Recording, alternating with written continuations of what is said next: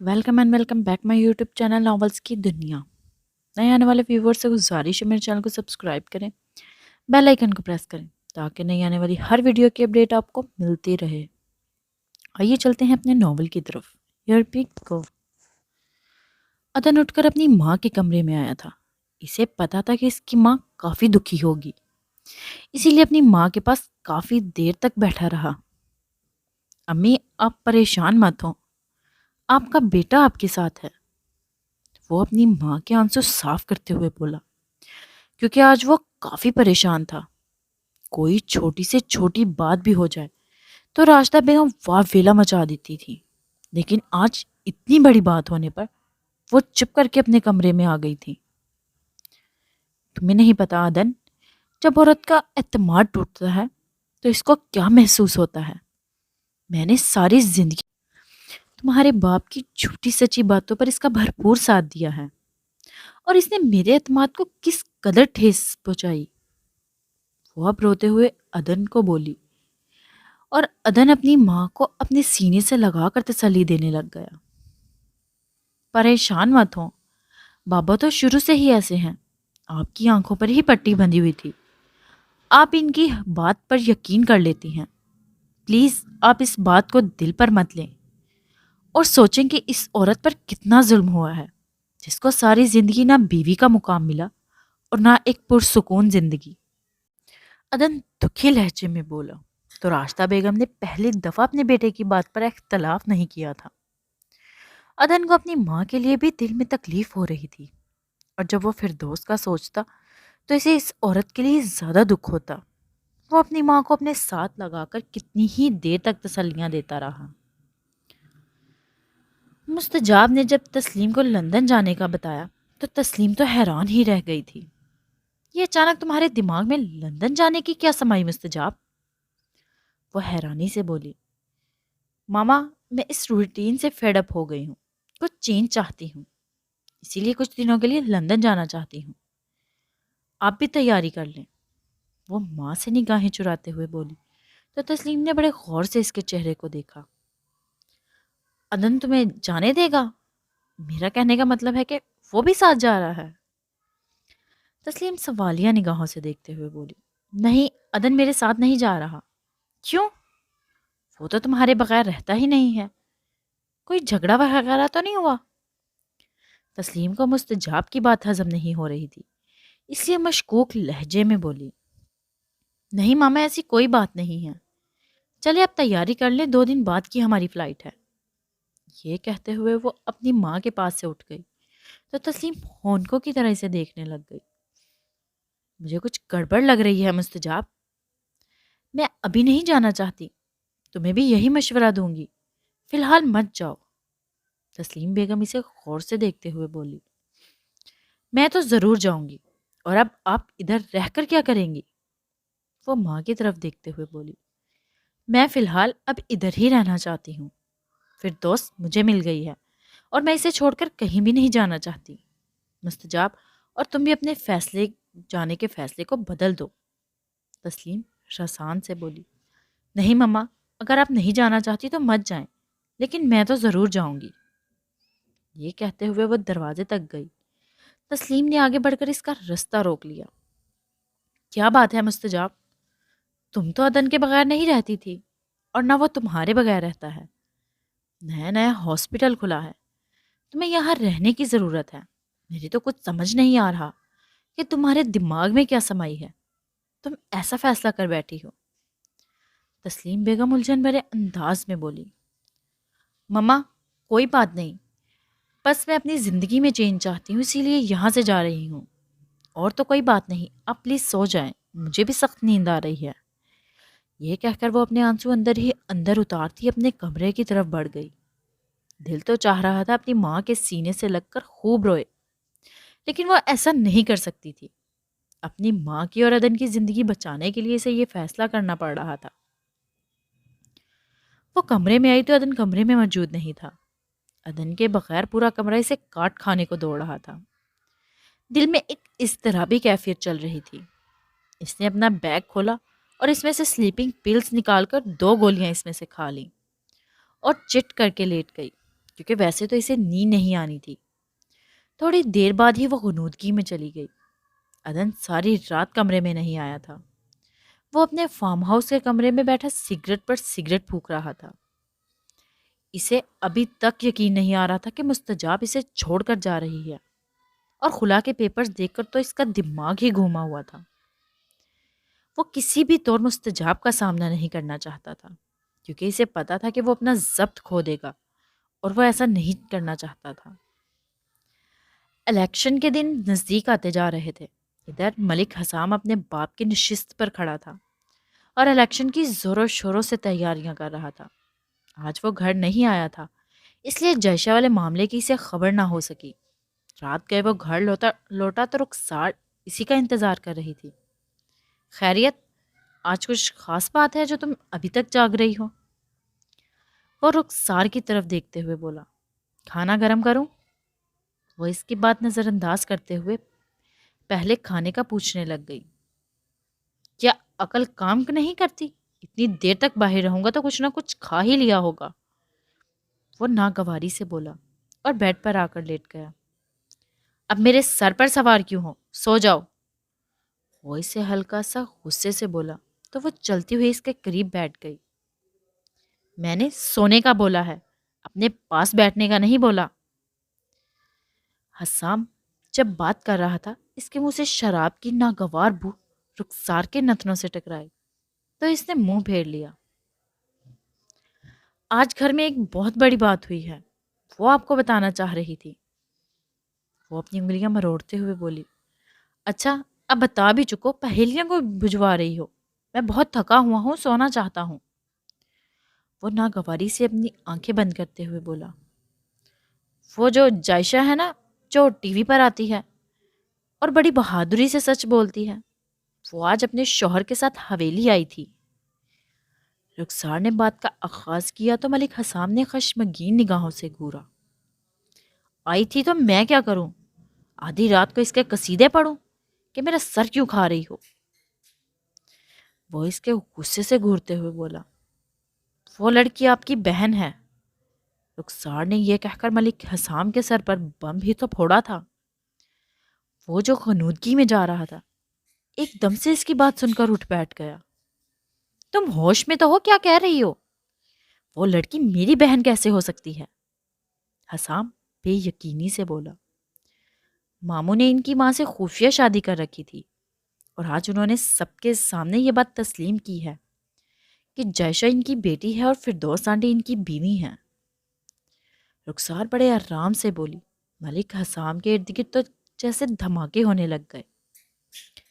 یہ نہ ہو مجھے مردانگی دکھاتے دکھاتے تم ایسے پتال میں گرو جہاں سے تم نکل ہی نہ سکو۔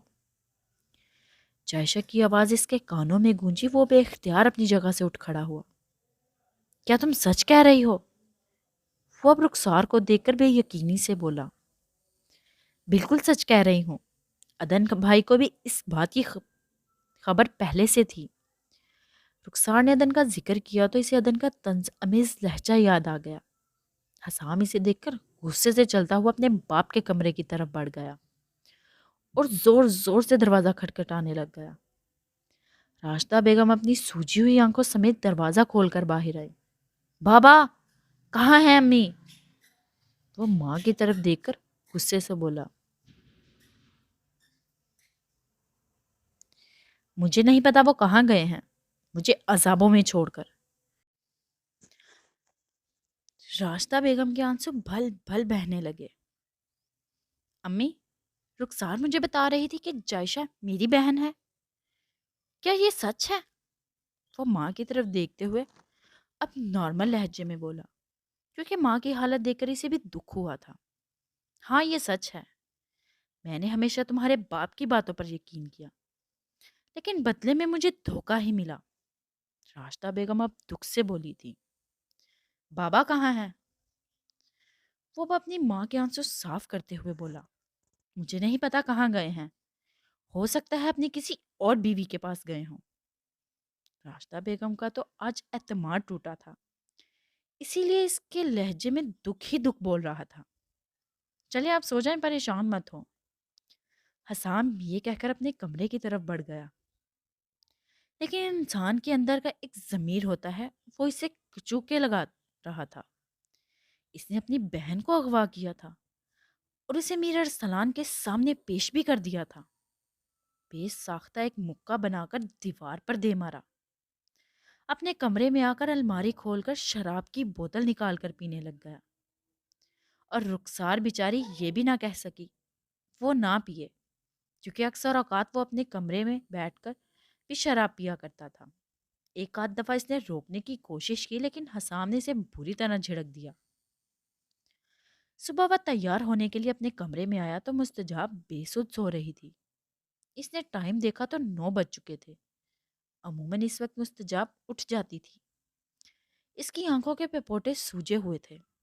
ادن ایک لمحے کے لیے تشویش میں مبتلا ہو گیا، لیکن پھر سر جھٹک کر اپنے کپڑے لے کر واش روم کی طرف بڑھ گیا۔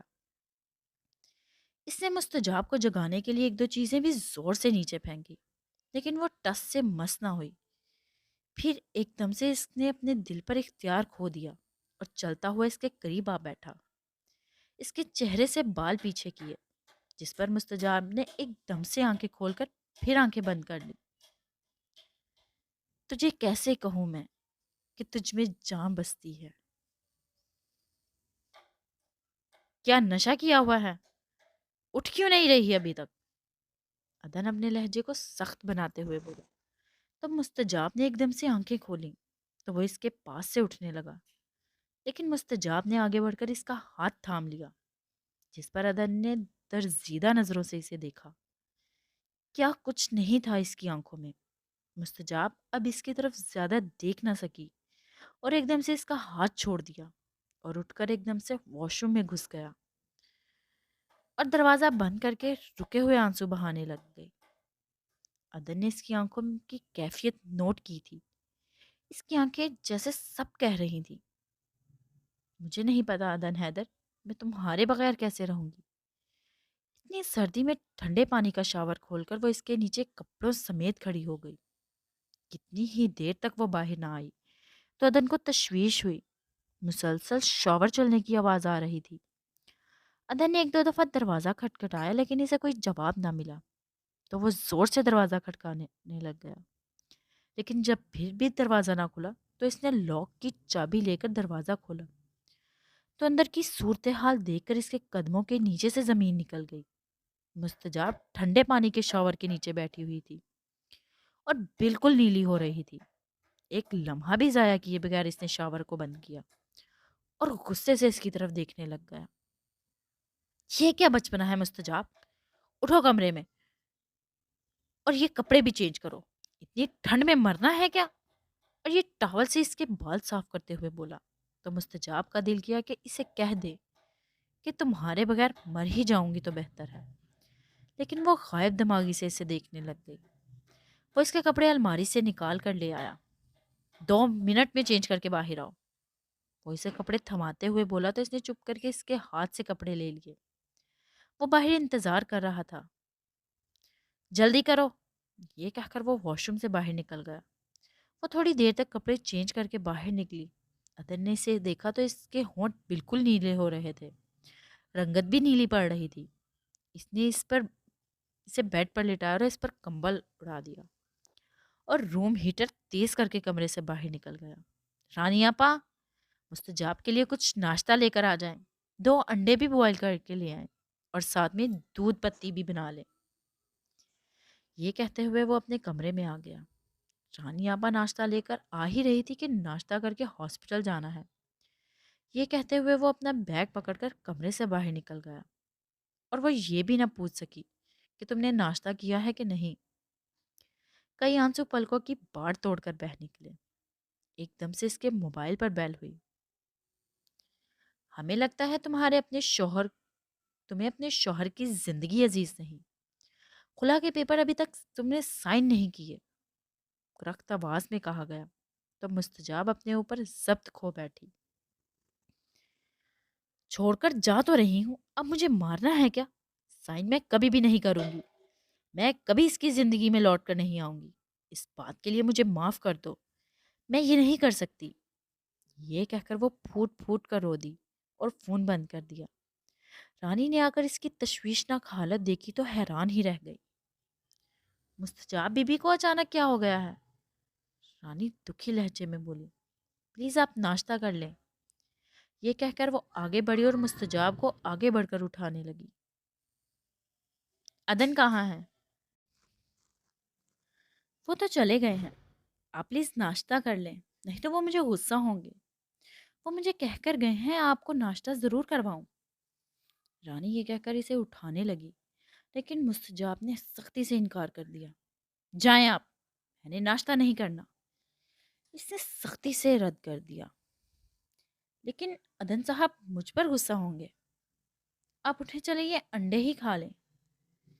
یہ کہہ کر پلیٹ اس نے آگے بڑھائی تو مستجاب نے غصے سے پلیٹ کو ہاتھ مار کر نیچے گرا دیا۔ تسلیم بیگم اس کے کمرے میں داخل ہوتے ہوئے اس کی حالت دیکھ کر اچنبھے کا شکار ہوئی۔ کیا ہوا ہے مستجاب کو؟ وہ رانی کی طرف دیکھتے ہوئے بولی، ماما پلیز مجھے اکیلا چھوڑ دیں، سب میرے کمرے سے چلے جائیں۔ یہ کہہ کر وہ کمبل میں منہ دے گئی تو تسلیم کو تشویش نے مزید اضافہ ہو گیا۔ اٹھ کر ناشتہ کرو مستجاب۔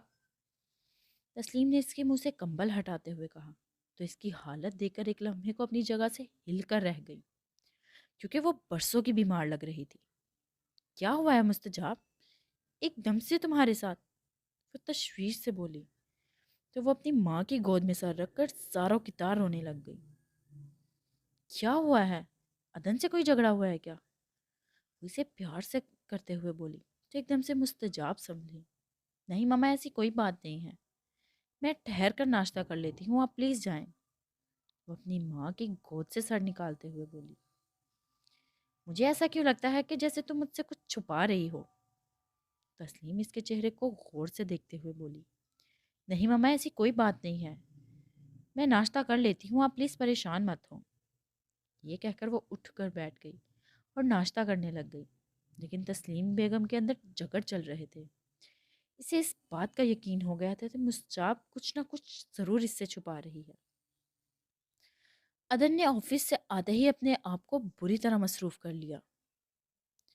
رانی سے فون کر کے مستجاب کی طبیعت کے بارے میں بھی پوچھا۔ میر ارسلان اس سے ملنے کے لیے اس کے آفس آیا تو وہ کافی پریشان لگا۔ کیا بات ہے عدن، کچھ پریشان لگ رہے ہو؟ وہ اس کو غور سے دیکھتے ہوئے بولا، نہیں بس کام کا برڈن زیادہ ہو گیا ہے آج کل۔ تم سناؤ کیا پیو گے؟ وہ اپنے سامنے پڑی فائلز ایک سائڈ پر کرتے ہوئے بولا، کچھ بھی نہیں، بس تم سے ملنے کو دل کیا تو تمہارے آفس آ گیا۔ بھابھی کا کیا حال ہے؟ وہ اپنا سر سیٹ کے پشت پر ٹکاتے ہوئے بولا، ٹھیک ہے، وہ بھی تم سناؤ میری بھابھی کا کیا حال ہے؟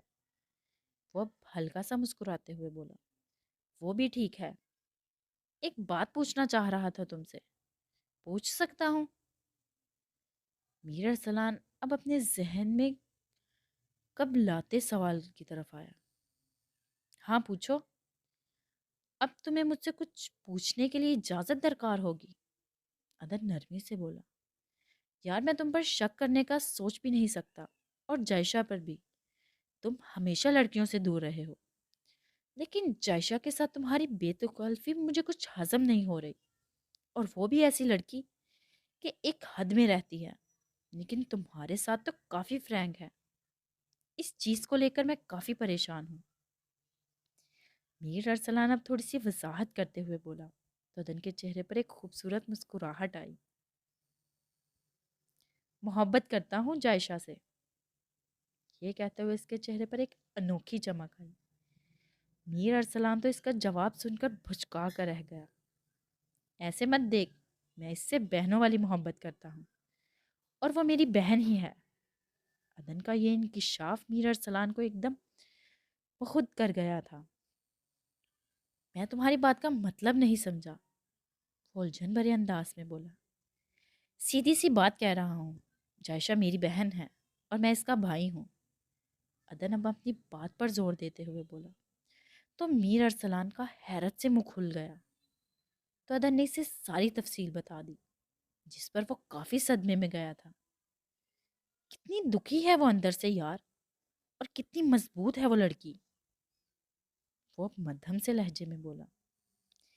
میری بہن بہت خوش قسمت ہے کہ رضا بخاری جیسا شخص اس کی لائف پارٹنر میں، جس نے ہر موڑ پر اس کا بھرپور ساتھ دیا۔ عدن کے لہجے میں رضا بخاری کے لیے بھی بہت احترام تھا۔ واقعی رضا بخاری جیسا انسان خوش قسمت لڑکیوں کو ملتا ہے۔ میر ارسلان ایک زخمی مسکراہٹ لیے ہوئے بولا، میری بہن کو دل و دماغ سے نکال باہر پھینکو میر ارسلان، وہ اپنی زندگی میں بہت مطمئن ہے اور رضا بخاری بھی اس کا بہت خیال رکھتا ہے۔ اس لیے میں تمہیں ایک دفعہ اور نصیحت کروں گا کہ اللہ کے اور اپنی بیوی کے گناہ گار مت بنو۔ عدن اٹھ کر اس کے کندھے پر ہاتھ رکھتے ہوئے بولا تو میر ارسلان اس بات میں سر ہلا دیا۔ میں اس کے لائق ہی نہیں تھا، تو خدا کیسے اس لڑکی کا ساتھ مجھے دیتا۔ ایک پھیکی سی مسکراہٹ ارسلان کے لبوں کو چھو گئی۔ جو جس لائق ہوتا ہے خدا اسی سے اس کے مقام سے نوازتا ہے۔ تمہارے آئے دن نت نئی لڑکیوں کے ساتھ افیئرز ہوتے تھے میر ارسلان۔ میری بہن ایک پاکیزہ لڑکی تھی، خدا نے اسے اسی کی طرح کا شوہر عطا کر دیا ہے۔ شاید خدا تمہیں راہ راست پر لانا چاہتا تھا، اسی لیے ایک پاکیزہ لڑکی کی محبت تمہارے دل میں ڈال دی، اور اس نے تمہیں بتایا کہ ہر چیز دولت سے حاصل نہیں ہوتی، کچھ آپ کو آپ کے کردار کو تول کر بھی دیا جاتا ہے۔ تم خدا سے اپنے پچھلے گناہوں کی معافی مانگو، اللہ سے دعا کرو کہ تمہیں صراط المستقیم پر چلائے، اور روحی کی طرف بھرپور توجہ دو۔ وہ لڑکی تم سے بہت محبت کرتی ہے، ایک دفعہ اس کو اپنا یقین دو، وہ تمہیں بہت خوش رکھے گی۔ عدن سے ارسلان سے سمجھاتے ہوئے بولا تو میر ارسلان اس کے گلے سے آ لگا۔ میں بہت خوش قسمت ہوں جسے تمہارے جیسا دوست ملا جو ہمیشہ میری رہنمائی کرتا ہے۔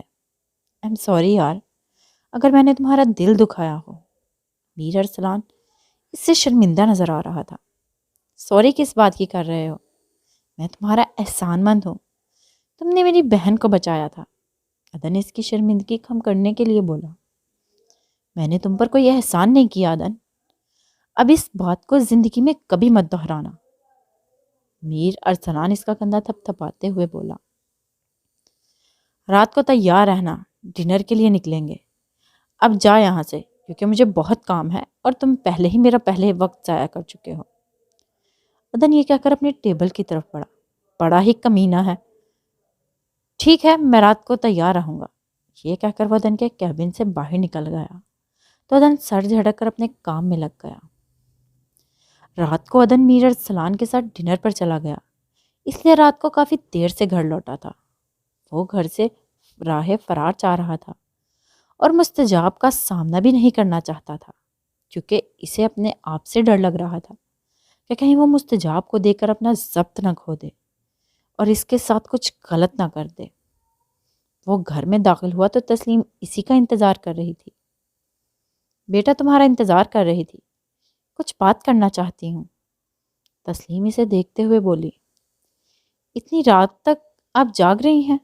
وہ حیرانی سے بولا، ذرا بیٹھ کر بات کرتے ہیں۔ تسلیم یہ کہتے ہوئے لانچ میں رکھے صوفے پر بیٹھ گئی اور عدن کو بھی بیٹھنے کا اشارہ کیا تو وہ بھی سامنے اس کے صوفے پر بیٹھ گیا۔ بیٹا تمہارے اور مستجاب کے درمیان کوئی جھگڑا ہوا ہے کیا؟ تسلیم نے پریشانی سے بولا، جھگڑا تو کوئی نہیں ہوا، لیکن وہ لندن جانا چاہ رہی ہے۔ عدن نے بات کی واضح نہیں کی تھی کیونکہ وہ نہیں چاہتا تھا کہ اس کے اور مستجاب کے درمیان ہونے والی کسی بھی قسم کی جھڑپ کسی تیسرے کو خبر ہو جائے، اس سے وہ اس کے والدین ہی کیوں نہ ہو یا مستجاب کی ماں۔ وہ بہت پریشان ہے عدن، اس سے پوچھو کہ اسے کیا ہوا ہے، اس کا چہرہ دیکھا ہے، بالکل کملا کر رہ گیا ہے۔ تسلیم تشویش سے بولی تو عدن کئی لمحوں تک گہری سوچ میں ڈوبا رہا۔ آپ سے اس نے کوئی بات کی؟ آپ بھی اس کے ساتھ جا رہی ہیں؟ عدن نے تھوڑے توقف کے بعد پوچھا۔ میں نے اسے جانے سے منع کیا ہے، میں نے اس کے ساتھ جانے سے بھی انکار کر دیا ہے، لیکن وہ نہیں مان رہی، میں خود اس کی کیفیت نہیں سمجھ پا رہی۔ تسلیم پریشانی سے اٹھ کر عدن کے پاس آ کر بولی تو عدن بھی بہت پریشان ہوا۔ آپ پریشان نہ ہو، میں اس معاملے پر بات کرتا ہوں۔ اگر آپ کے ساتھ وہ کسی بھی قسم کی کوئی بات کرے تو پلیز آپ مجھے مت پوچھ پائیے گا. Don't worry everything will be okay. وہ تسلیم بیگم کے ہاتھ پر اپنا ہاتھ رکھ کر تسلی دیتے ہوئے کھڑا ہوا تو تسلیم کو بھی تشویش کسی حد تک کم ہوئی. عدن جب کمرے میں آیا تو مستجاب سو چکی تھی. وہ کپڑے چینج کر کے بیڈ پر آیا اور مستجاب کا چہرہ بڑے غور سے دیکھنے لگ گیا. اس کا واقعی چہرہ کملا گیا تھا. عدن نے اس کی پیشانی پر اپنا ہاتھ رکھا اور اس کو 2-3 آوازیں بھی دیں، لیکن وہ گہری نیند میں تھی. اتنی پکی نیند تو اس کی نہ تھی جتنی اب ہو گئی ہے. اس نے تشویش سے سوچا. اس کی نگاہ گولیوں کے پتے پر پڑی تو اس نے اٹھا کر دیکھا تو وہ نیند کی گولیاں تھیں. عدن کی پیشانی پر ایک دم سے بل پڑے تھے. اپنے ہاتھوں کو اپنے بالوں میں پھنسا کر وہ بڑا پریشان ہوا تھا. ایسی کیا نوبت آ گئی کہ ایک اتنی قابل ڈاکٹر ہوتے ہوئے یہ نیند کی گولیاں کھانے لگ گئی ہے. اس کا دل کیا کہ وہ اسے جھنجھوڑ کر رکھ دے، لیکن وہ ہوش میں ہوتی تو اس سے بات سنتی. دل میں اچانک درد سا اٹھا تھا جس نے سارے جسم کو لپیٹ میں لے لیا. وہ بے ساختہ اٹھ کر کچھ سوچتے ہوئے تسلیم بیگم کے کمرے کی طرف بڑھا، لیکن پھر اس نے قدم واپس موڑ لیا. پہلے مستجاب سے اس ایشو پر کھل کر بات کروں گا، پھر تسلیم آنٹی سے ڈسکس کروں گا. یہ سوچتے ہوئے وہ واپس اپنے کمرے میں آ گیا، لیکن اب اسے نیند کہاں آنی تھی. بے ساختہ آگے بڑھ کر مستجاب کو اپنی باہوں کے حالے میں لے لیا اور اس کے چہرے کو اپنے لمس سے مہکایا تو سوتے میں بھی مستجاب کے چہرے پر ایک الویحی مسکراہٹ ابھری. میں کیسے یقین کر لوں کہ تم مجھے چھوڑ کر جا رہی ہو؟ مجھے اس بات پر یقین نہیں آ رہا. تمہاری آنکھیں تمہاری زبان کا ساتھ نہیں دیتی. پتہ نہیں تم کیا چاہتی ہو. پلیز ایک دفعہ اٹھ کر اپنے رویے کی وضاحت کر دو. وہ نیند میں ہی اس سے باتیں کر رہا تھا. کتنی دیر تک وہ ایسے ہی باتیں کرتا رہا، پھر اٹھ کر وضو کیا اور تہجد کی نماز ادا کرنے لگ گیا، جس میں اس نے خدا سے دکھی دل کے ساتھ مستجاب کی سلامتی کی دعا مانگی تھی. میر ارسلان زندگی میں پہلی دفعہ خدا کے حضور کھڑا ہوا تھا. اسے نہیں یاد تھا اس نے کب نماز ادا کی تھی، لیکن اب اس کا دل کرتا تھا کہ وہ اپنے خدا سے بات کرے. دعا کے لیے ہاتھ اٹھائے تو سب سے پہلے اس نے جائشہ کی سلامتی کی دعائیں مانگی، پھر اپنے اور روحی کی نارمل زندگی کے لیے بھی دعائیں مانگی تھیں. روحی اسے دیکھ کر حیران ہوئی تھی. کیا نیک بننے کی کوشش کر رہے ہو؟ وہ تنزن امیز انداز میں بولی. کوشش تو انسان کر سکتا ہے نا. کون سا گناہ ہے جو میں نے نہیں کیا؟ ہر گناہ میں نے کیا ہے. کوشش ہے کہ زندگی میں ہی اس سے معاف کروا لوں تاکہ دل کو کچھ تو سکون ملے. اور تم بھی خدا سے توبہ کرو کہ تم شراب نہیں پیو گی. میں بھی کوشش کر رہا ہوں کہ ان سب بری عادتوں سے نجات پا لوں. میر ارسلان اس کے پاس بیٹھتے ہوئے بولا تو روحی اس کی باتیں سن کر حیران در حیران ہو رہی تھی. Very strange. ارسلان ہر شام اپنی کلب میں گزارنے والا، نیت نئی لڑکیوں کے ساتھ افیئر چلانے والا اور شراب کے بغیر نہ رہنے والا آج اتنی اچھی باتیں کر رہا ہے. میں تو شوق میں چلی گئی. روحی طنزیہ مسکراتے ہوئے بولی. ایک لمحہ بھی انسان کو بدل سکتا ہے روحی. ہو سکتا ہے میں بدل جاؤں. تم میرا ساتھ دو گی تو میں ضرور بدلوں گا. تمہارے لیے، اپنے لیے، اپنی آنے والی اولاد کے لیے. میر ارسلان اس کا ہاتھ پکڑتے ہوئے بولا تو روحی کئی لمحوں تک اس کو دیکھتی رہی. تم میں چینج آ رہا ہے، اچھی بات ہے، لیکن میں اپنا طرز زندگی اپنی مرضی سے بدلوں گی. روحی فیصلہ کن انداز میں بولی تو میر ارسلان اس کی شکل دیکھتا رہ گیا. اگر تم اپنا طرز زندگی نہیں بدلو گی تو ہماری آنے والی اولاد کا کیا ہوگا؟ کیونکہ اولاد کے سامنے والدین ہی رول ماڈل ہوتے ہیں.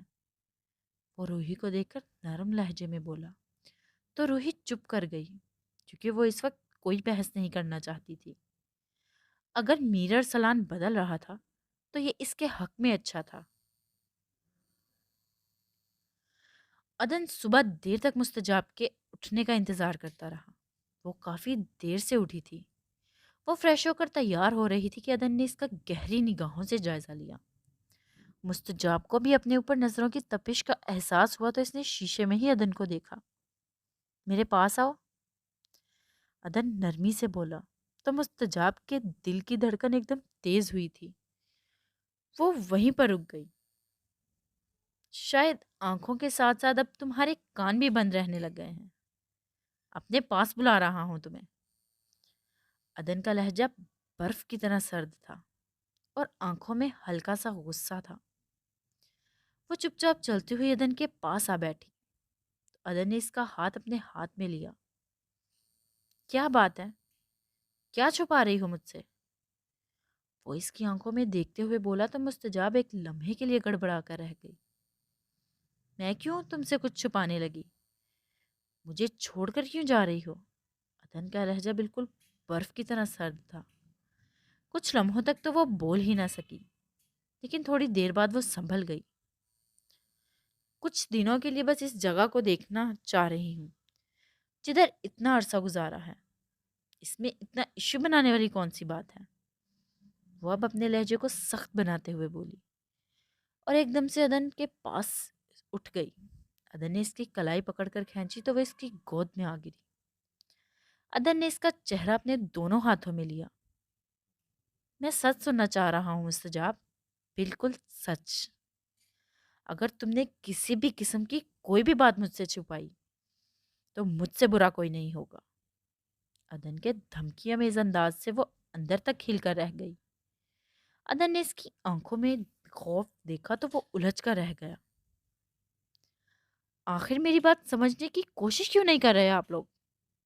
وہ اب چیختے ہوئے اٹھ گئی تو عدن نے کھلا کے پیپر سائڈ ٹیبل سے نکال کر اس کے منہ پر دے مارے۔ اگر تم مجھ سے کچھ چھپا نہیں رہی تو یہ سب کیا بکواس ہے؟ عدن شادی کے بعد پہلی دفعہ اس پر دھاڑتے ہوئے بولا تو مستجاب اپنی جگہ جم کر رہ گئی۔ مجھے ان پیپرز کا نہیں پتا، میں بس اس ماحول سے چھٹکارا چاہتی ہوں۔ پلیز مجھے مت روکو، مجھے جانے دو۔ یہ کہتے ہوئے وہ اس کے قدموں میں بیٹھ گئی تو عدن اذیت سے اپنے لب کاٹنے لگ گیا۔ یعنی یہ پیپر فرشتوں نے بنوائے ہیں یا آسمان سے اترے ہیں؟ ٹھیک ہے، تم جانا چاہتی ہو تو میں تمہیں بالکل نہیں روکوں گا، تم بے فکر ہو کر جاؤ، لیکن مجھے ان سب کی وضاحت چاہیے۔ وہ پیپرز کی طرف اشارہ کرتے ہوئے بولا۔ میں تمہیں کوئی بھی وضاحت نہیں دے سکتی عدن، بس مجھے جانے دو۔ یہ کہہ کر وہ واش روم کا دروازہ کھول کر اندر بند ہو گئی، کیونکہ عدن کے کسی بھی سوال کا جواب اس کے پاس نہیں تھا۔ وہ پیپرز اٹھا کر تسلیم بیگم کے پاس چلا آیا۔ ان پیپرز کو دکھائے تو وہ اپنی جگہ پر ہی ہل کر رہ گئی۔ عدن، مجھے ان پیپرز کے بارے میں کچھ بھی نہیں معلوم، وہ پریشانی سے بولی تو عدن کا دل کیا کہ وہ اپنا آپ ہی پیٹ لے۔ زندگی میں عجیب بے بسی کے دوراہے پر کھڑا تھا۔ وہ غصے سے مٹھیاں بھیجتا ہوا تسلیم کے کمرے سے نکل آیا۔ آج کورٹ میں رضا بخاری کے کیس کی ہیئرنگ تھی۔ پورے میڈیا میں یہ کیس ڈسکس ہو رہا تھا۔ رضا صاحب، کیا لگتا ہے آج عدالت میں کیا ہوگا؟ وہ رضا کی ٹائی ٹھیک کرتے ہوئے بولی۔ خدا سے بہتری کی ہی امید ہے، انشاءاللہ اچھا ہی ہوگا، رضا پر امید طریقے سے بولا۔ اللہ کرے آج کچھ اچھا فیصلہ ہو جائے تو آپ حنان کو جا کر لے آئیں، میں اب اسے بہت مس کرتی ہوں۔ جائشہ اداسی سے بولی تو رضا بخاری کو حنان بے تحاشا یاد آیا۔ میں بھی اس کے بغیر بہت اداس ہوں جائشہ، میں اکیلا نہیں جاؤں گا، تمہیں بھی اپنے ساتھ لے کر امریکہ جاؤں گا، کیونکہ اب تمہارے بغیر دل نہیں لگے گا۔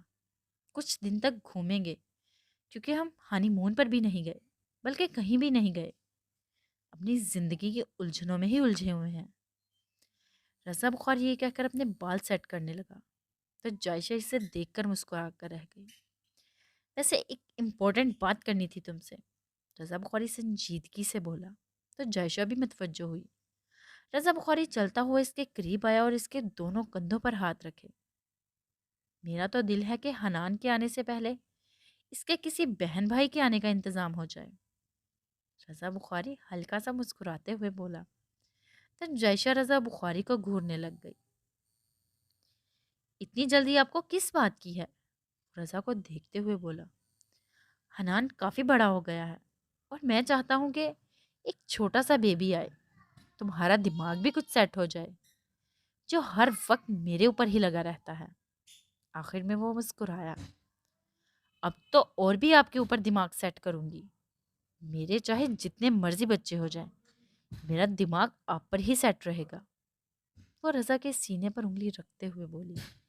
देखते हैं कैसे तुम्हारा दिमाग सेट रहेगा। अब चलो, हमें देर हो रही है। रजा बुखारी ये कहकर कमरे से बाहर निकल आया। वो भी इसके पीछे कमरे से बाहर निकल आई। तस्लीम बेगम तो तूफानों की जद में थी। कई दफा पूछने पर भी मुस्तजाब इसे कुछ भी नहीं बता रही थी। इसको यकीन हो गया था जरूर मुस्तजाब किसी के प्रेशर में है। दूसरे दिन इन दोनों की फ्लाइट थी, लेकिन तस्लीम ने तो जाने से ही इनकार कर दिया। अदन ने इसके बाद इससे कोई भी किसी किस्म की बात नहीं की थी। वो एयरपोर्ट जाने के लिए तैयार हो रही थी। अदन चुप करके इसकी तैयारी देखता रहा। तस्लीम कमरे में आई तो वो तैयार हो रही थी। अदन बेटा, इसको रोक लो। तस्लीम अदन को देखते हुए परेशानी से बोली। नहीं आंटी, आप इसे जाने दें, और मैं तो बिल्कुल भी नहीं रोकूंगा। आप भी इसे फोर्स मत करें। वो अपने दिल पर सख्त पहरे बिठाते हुए बड़े जब्त से बोला और कमरे से बाहर निकल गया। वो कई लम्हों तक मुस्तजाब को देखती रही। तस्लीम को वो नॉर्मल नहीं लग रही थी। खुला के पेपर्स किसने तैयार करवाए थे मुस्तजाब? वो इसकी आंखों में देखते हुए बोली। मेरे पास आपके किसी भी सवाल का जवाब नहीं है मम्मा। वो रूखे अंदाज में बोली। तस्लीम इसका मुंह देखकर रह गई। इतने में मुस्तजाब के मोबाइल पर बेल हुई तो इसने फौरन कॉल अटेंड कर ली। अगर आज तुम्हारी फ्लाइट मिस हुई तो तुम्हारे दोनों प्यारों की फ्लाइट ऊपर पहुंचा देंगे, ये बात जहन में बिठा लो।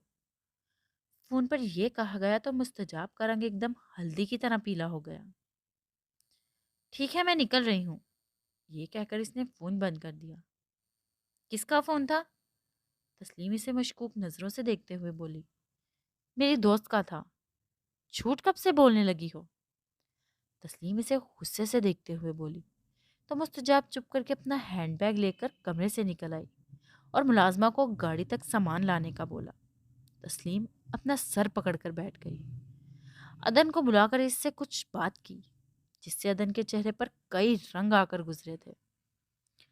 मुस्तजाब ड्राइवर को गाड़ी तेज चलाने का बोल रही थी। इतने में एक ब्लैक कलर की गाड़ी ने इसका रास्ता रोका था और इसमें से तेजी से अदन बाहर निकला। बाहर निकलो, अदन ने मुस्तजाब को गुस्से से देखते हुए कहा। तुमने बोला था तो मुझे नहीं रोकोगे, अब मुझे क्यों रोक रहे हो? वो अपनी आंखों में आई नमी को छुपाते हुए काफी नाकाम हुई थी। अदन ने गुस्से से इसका हाथ पकड़कर गाड़ी से निकाला और पिछली सीट से इसका सामान बाहर निकाला। आप 3 घंटे बाद घर जाएंगे और सबसे यही कहेंगे कि मुस्तजाब को एयरपोर्ट छोड़कर आ गया। किसी को इसके बारे में कुछ भी नहीं पता चलना चाहिए। मैं इसे ले गया हूँ, ये बात अपने जहन में बिठा ले। अदन ड्राइवर को देखते हुए सख्त लहजे में बोला तो ड्राइवर ने इस बात में सर हिला दिया। क्या जबरदस्ती कर रहे हो मेरे साथ? मुस्तजाब अपने लहजे को सख्त बनाते हुए चीखी तो अदन ने आगे बढ़कर इसे उठा लिया। हाँ, जबरदस्ती है, ये कहकर इसने गाड़ी की अगली सीट पर इसे बिठाया और दरवाजा जोर से बंद किया। खुद ड्राइविंग सीट पर आ बैठा और इसके गिर्द सीट बेल्ट बांधी। कहाँ ले जा रहे हो मुझे? प्लीज मुझे जाने दो। मुस्तजाब अब इसके आगे आजिज़ी से गिड़गिड़ा रही थी। तुम्हें जाने दूं तो सांसें कहाँ से लूं? यूं समझो कि मैं तुम्हें अगवा करके ले जा रहा हूं। अब तुम्हारी आवाज नहीं निकलनी चाहिए। एकदम चुप करके बैठी रहो। अदन अब गुस्से से दहाड़ते हुए बोला तो वो एकदम गुस्से में आ गई। क्या तुम मेरे साथ जबरदस्ती करोगे? क्या मैं अपनी जिंदगी अपनी मर्जी से नहीं गुजार सकती? हर वक्त मेरे सर पर मुसल्लत रहते हो। वो अब चीखते हुए बोली तो एकदम गाड़ी झटके से रुकी, जिस पर वो उछलकर अदन से टकराते टकराते बची। अपनी जुबान बंद करो नहीं तो मुंह पर टेप लगा दूंगा। अदन गुस्से से इसका जबड़ा दबोचते हुए बोला। تم انتہائی جاہل انسان ہو، وہ غصے سے بولی۔ اب تم اس جاہل انسان کی قید میں جا رہی ہو۔ جب تک تمہارا دماغ درست نہیں ہوتا میں تمہیں بند ہی رکھوں گا، اس لیے اب چپ کر کے بیٹھی رہو۔ اب میں تمہاری کوئی بھی قسم کی فضول بکواس برداشت نہیں کروں گا۔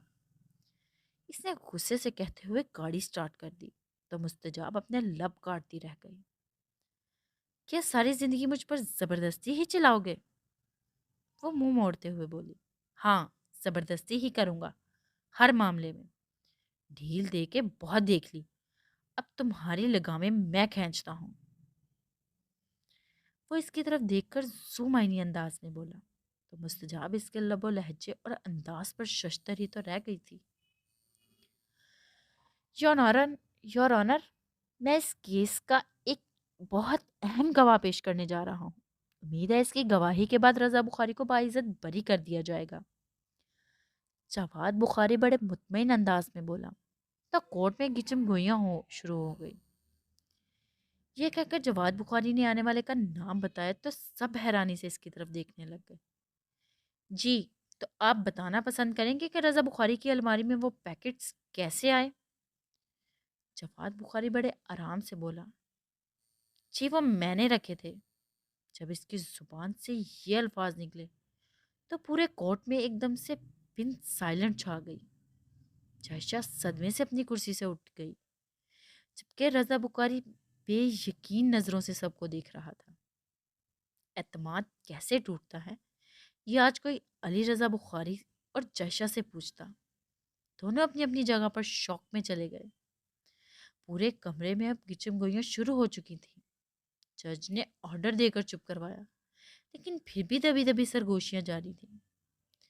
جی، تو اجاز ہمدانی صاحب، آپ نے وہ پیکٹ مسٹر علی رضا بخاری کی الماری میں کیوں رکھے؟ اس کے پیچھے کیا وجہ تھی؟ جواد بخاری اجاز ہمدانی کی طرف دیکھتے ہوئے پرسکون لہجے میں بولا، مسٹر علی رضا بخاری میرے لیے بھائیوں سے کم نہیں۔ کافی سال ہو گئے ہم نے اکٹھے کام کیا ہے، میں نے آج تک ان کو مہربان ہی پایا ہے۔ یہ کہتے ہوئے اس کی نظر رضا بخاری پر گئی جس کا چہرہ دھواں دھواں تھا اور آنکھیں اس سے الگ رہی تھیں جیسے پتھر کی ہو گئی ہیں۔ ایک دم سے ہی اجاز ہمدانی نگاہیں چرا گیا تھا جبکہ جائشہ اپنا سر تھامے ہوئے بیٹھی تھی۔ اس کے اندر آندھی اور طوفان جیسے جگڑ چل رہے تھے۔ اعتماد ٹوٹنے کی کرچی آنکھوں میں چبھی تو بے اختیار آنکھوں میں آنسو آ گئے جن کو جائشہ نے بے دردی سے رگڑ ڈالا۔ پلیز اپنی بات مکمل کر لیں، جواد بخاری اجاز ہمدانی کو دیکھتے ہوئے بولا۔ علی رضا بخاری نے ایک نہایت ہی ایماندار انسان ہے۔ مخالفین نے انہیں ہر طرح سے زیر کرنے کی کوشش کی لیکن ناکام رہے۔ میں ان کا بہت ہی قریبی ساتھی ہوں، میں ان کے ساتھ دھوکہ کرنے کا سوچ بھی نہیں سکتا، اس لیے ان کے مخالفین نے میری بیوی اور بچوں کو اغوا کر لیا تھا۔ جب اولاد اور عزت پر بات آتی ہے تو انسان سب کچھ بھول جاتا ہے۔ میں نے اپنی بیوی اور بچوں کی جان بچانے کے لیے یہ سب کچھ کیا تھا۔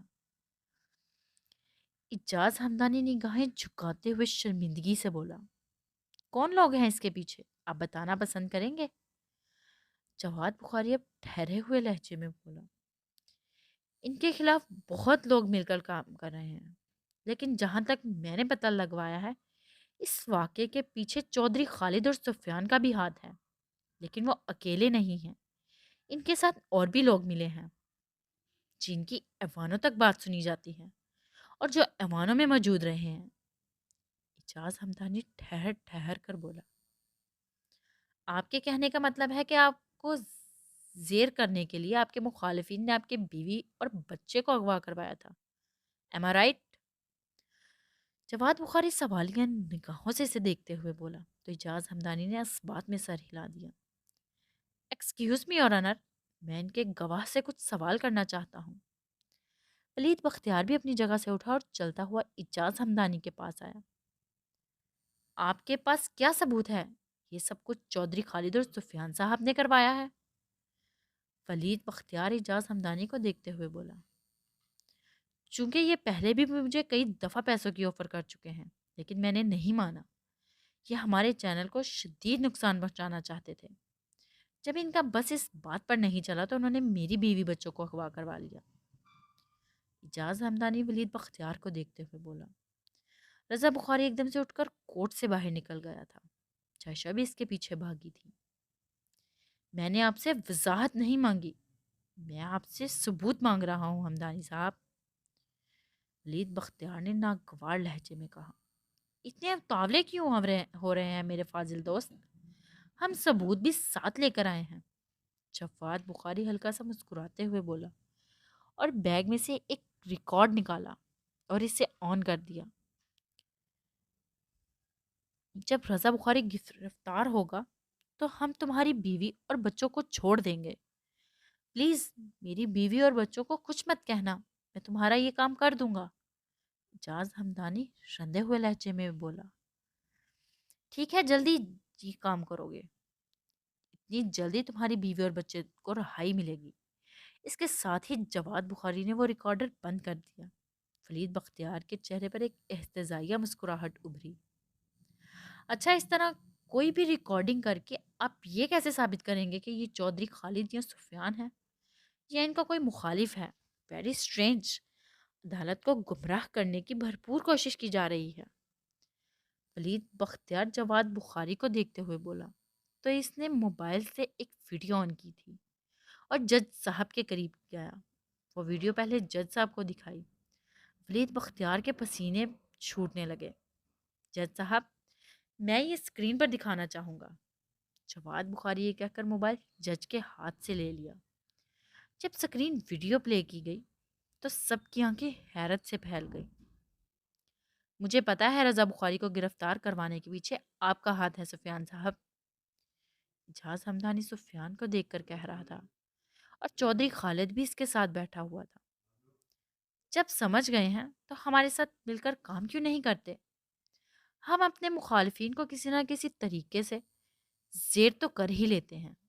مثال آپ کے سامنے ہے ہمدانی صاحب، چودھری خالد ہنستے ہوئے بولا۔ جواد بخاری نے ویڈیو بند کروا دی اور جج کی طرف دیکھ کر کندھے ہچکائے، جبکہ ولید بختیار اپنے پسینے صاف کر رہا تھا۔ اب آپ کی بیوی اور بچے کہاں ہیں ہمدانی صاحب؟ جواد بخاری اب ہمدانی سے مخاطب تھا۔ ان کو میں نے پہلے بیرون ملک بھیجا کیونکہ مجھے اپنی جان کی کوئی پرواہ نہیں۔ میں رضا بخاری کا وفادار تھا، لیکن میں نے بے وفائی کر گیا۔ اب میں اپنی غلطی کو سدھارنا چاہتا ہوں، اس لیے آج اس کٹہرے میں کھڑا ہوں، جاز ہمدانی نگاہیں جھکاتے ہوئے بولا۔ مجھے لگتا ہے ان سب کے بعد آپ کو فیصلہ کرنے میں آسانی ہو جائے گی کہ میرے موکل رضا بخاری بے قصور ہیں۔ وہ آج بھی پاکستان کے باعزت شہری ہیں، اسی لیے انہیں آج ہی باعزت بری کیا جائے۔ جواد بخاری کہہ کر اپنی کرسی پر آ بیٹھا۔ یور آنر، میں چاہتا ہوں آپ مجھے کچھ ٹائم دیں تاکہ میں پتہ لگا سکوں کہ یہ ان سب کی ملی بھگت ہے، ان سب کے پیچھے کون سے عناصر کار فرما ہیں۔ ولید بختیار اب سنبھل کر بولا۔ ہر چیز بالکل آپ کے سامنے ہے، اسی لیے میں آپ سے درخواست کروں گا کہ رضا بخاری کو باعزت بری کیا جائے۔ جواد بخاری اپنی بات پر زور دیتے ہوئے بولا۔ جج جلدی جلدی پیپر پر کچھ لکھ رہا تھا۔ کورٹ کا فیصلہ اگلی تاریخ پر سنایا جائے گا، یہ کہہ کر جج نے عدالت برخاست کر دی تو جواد بخاری حیرت کا شکار ہوا تھا۔ وہ تو آج ہی امید لگائے بیٹھا تھا کہ کیس کا فیصلہ ہو جائے گا، لیکن جج نے تاریخ بڑھا دی۔ پھر بھی وہ مطمئن ہوتا اپنے اسسٹنٹ کو اپنی فائلیں اٹھانے کا کہہ کر کمرہ عدالت سے باہر آ گیا، جبکہ اجاز ہمدانی بھی مرے مرے قدموں سے کمرہ عدالت سے باہر نکل آیا تو پورا میڈیا اس کی طرف لپکا۔ میں 1-2 دن تک پریس کانفرنس رکھوں گا، اس میں آپ کے سارے سوالات کے جوابات دوں گا، اس وقت کچھ بھی نہیں کہنا چاہوں گا، اجاز ہمدانی یہ کہہ کر اپنی گاڑی میں آ بیٹھا۔ رضا بخاری کو اپنی آنکھوں پر ہی یقین نہیں آ رہا تھا، اس لیے وہ کمرہ عدالت سے اٹھ گیا تھا۔ چائشہ کو پتا تھا کہ وہ اب بہت زیادہ ٹینشن لے گا، اسی لیے وہ بھی اس کے پیچھے بھاگی تھی۔ آپ پریشان نہ ہوں اور کوئی ٹینشن بھی مت لیں پلیز، وہ رضا بخاری کے ڈرائیونگ کرتے ہوئے ہاتھ پر ہاتھ رکھتے ہوئے بولی۔ کیا یہ ٹینشن والی بات نہیں ہے؟ رضا بخاری کی اسپاٹ آواز ابھری تو جائشہ نے اپنی آنکھوں میں آئی نمی صاف کرنے لگ گئی۔ دیکھیں انہوں نے بھی جو کیا مجبوری میں کیا تھا، وہ اپنے دل کو سنبھالتے ہوئے بولی۔ دل تو اس کا بھی ٹوٹا ہوا تھا، اب تم اس کی صفائی دو گی مجھے؟ رضا بخاری غصے سے بولا۔ میں صفائی نہیں دے رہی، حقیقت بیان کر رہی ہوں، وہ اپنی گاہیں چراتے ہوئے بولی۔ مائے فٹ حقیقت! کیا وہ مجھ سے یہ سب کچھ ڈسکس نہیں کر سکتا تھا؟ پہلے بھی ہم نے بڑی مشکلوں کا اکٹھے مقابلہ کیا ہے۔ اگر وہ مجھے آ کر بتاتا کہ اس کی بیوی اور بچوں کی جان خطرے میں ہے تو کیا میں چپ بیٹھتا؟ لیکن نہیں، وہ اعتماد کے قابل ہی نہیں۔ افسوس، مجھے خود پر افسوس ہو رہا ہے، رضا بخاری اسٹیئرنگ پر مکہ مارتے ہوئے بولا۔